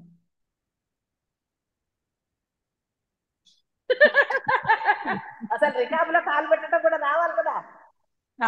అదేమొస్తుంది దృఢత్వం లేనప్పుడు? హార్స్ రైడింగ్ నేర్చుకోవాలంటే ఆ పట్టుదలతో వాడు కరెక్ట్ గా కాళ్ళదన్ని పెట్టి ఎక్కాలి కదా. ఆ జీన్ మీద కూర్చుంటే జారిపోకూడదు. ఇవన్నీ మరి ఏదైనా లౌకికంలో అయినా అన్నం వండాలన్నా ఏం చేయాలన్నా పడుకోవాలన్నా దీక్ష ఉండాలి కదా. ఇష్టం వచ్చినట్టు పడుకుంటే ఊడిపోతాయి అంటారు కదా. అది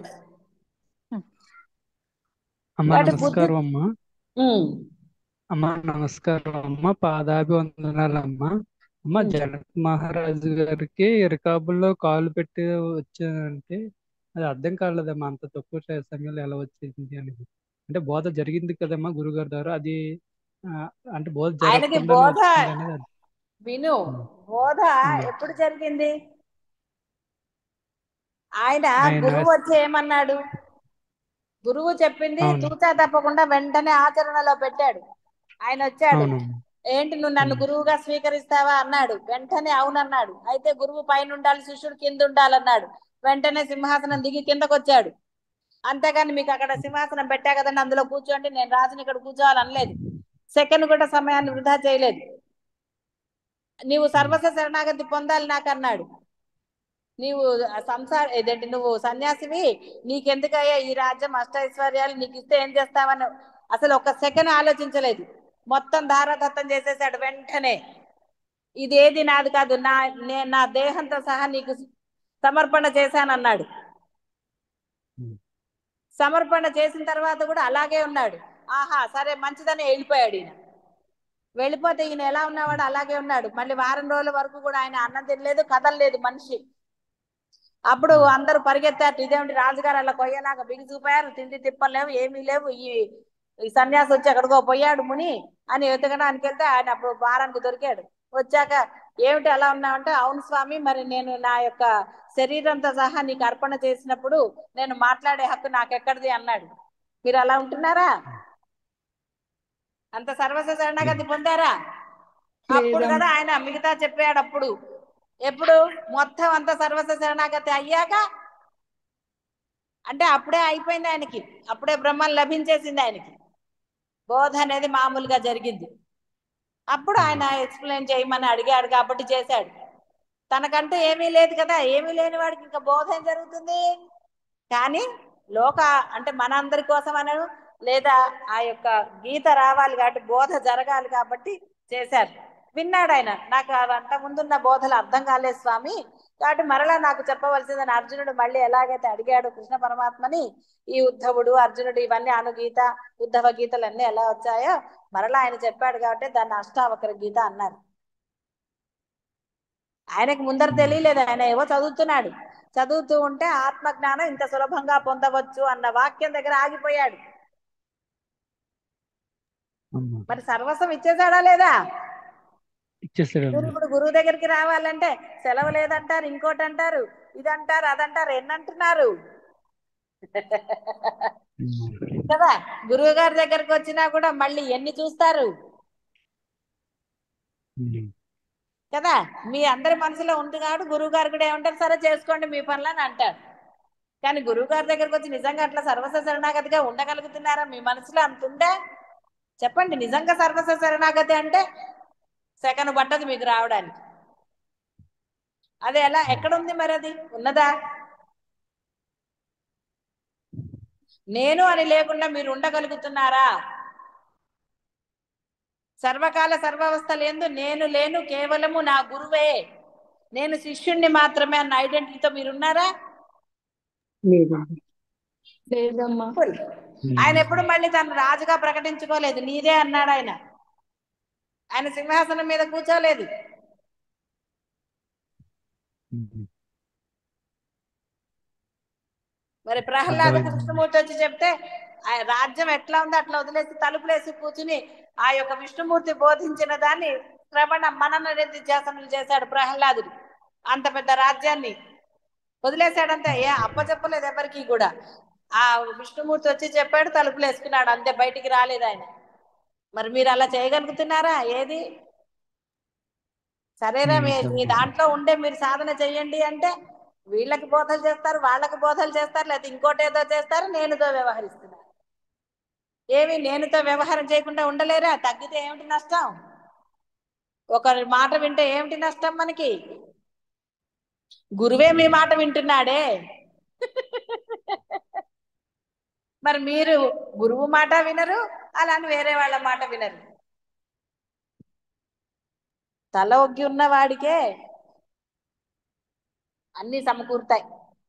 ఎక్కడుంది మనలో అహంకారం? లేకుండా ఉండగలుగుతున్నారా? నేను లేకుండా ఉండగలుగుతున్నారా? ఏమన్నంటే నాకు తెలియదండి అంటారు. తెలియకపోతే తెలుసుకోవాల్సిన ఆవశ్యకత నీకే ఉన్నది.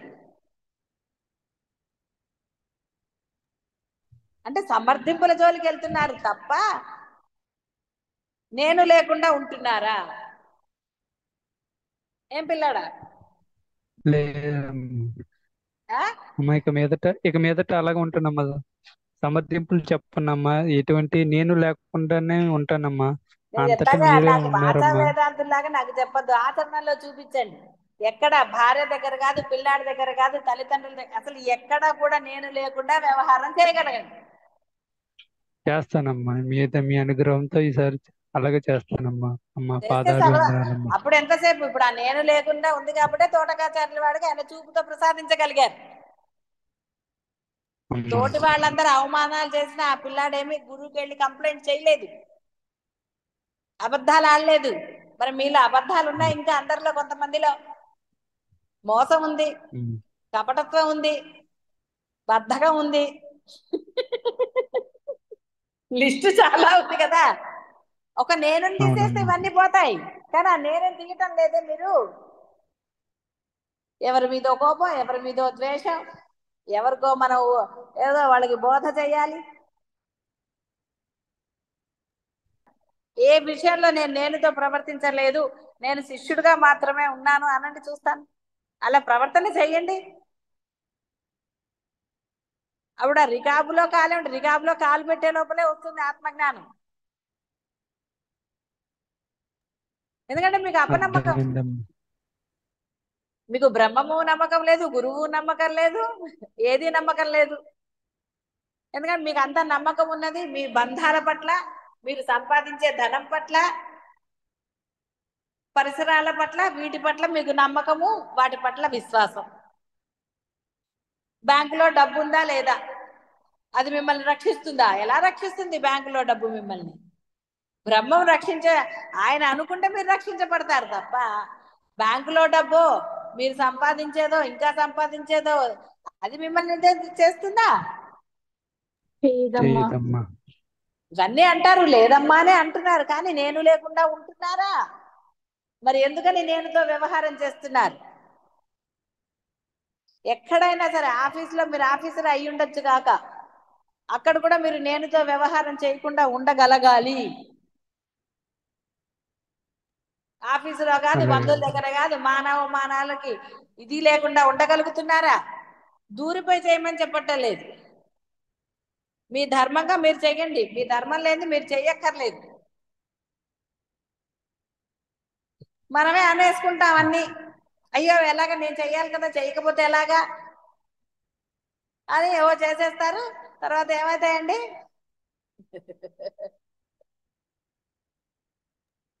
ఏం పిల్లాడా? అమ్మా కాబట్టి అర్థమైందమ్మా.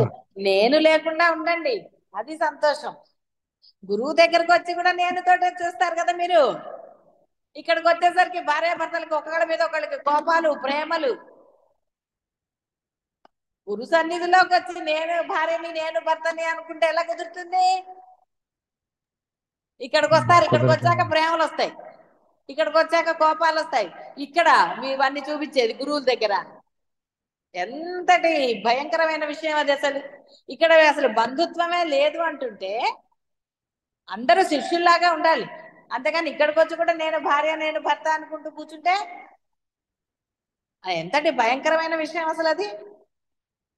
ఇంకా మీకు అద్వైతం ఎలా సిద్ధిస్తుందండి? సిద్ధిస్తుందా? ఏమీ సిద్ధించదు. మీరు ఆ భావనతో ఇక్కడ ఒక్క పని చేసినా మీకు దుఃఖమే కలుగుతుంది తప్ప ఎప్పుడు కూడా ఇది కలగదు. ఇక్కడికి వచ్చి మీరు అది చేస్తా అంటే ఎలాగా?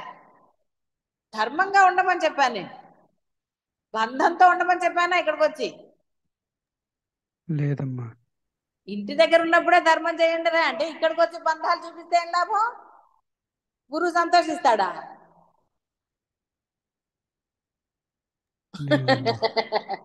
అది అర్థమైందా? అమ్మా అర్థమైందమ్మా, బాగా అందరికీ అర్థమైందమ్మా. అర్థమైందమ్మా? అర్థమైందమ్మా. అర్థమైందమ్మా. ఆత్మజ్ఞానం అనేది ఎప్పుడు కష్టమైంది? మీరు ఆచరణలో పెట్టకపోతే మీకు కష్టమైంది. అవునమ్మా. అది కాబట్టి నేను లేకుండా వ్యవహరించండి. ఎక్కడున్నా నేను లేకుండా ఉంటే అదే అసలైంది. ఎక్కడున్నా నేనున్నా, లేస మాత్రం నేను ఉన్నా గోలే కదా. అది ఎక్కడైనా సరే, ఎవరి దగ్గర చూపించినా సరే, మీకు మీరు చూపించుకున్నా సరే. ఓకే, శుభం భూయాత్. చల్.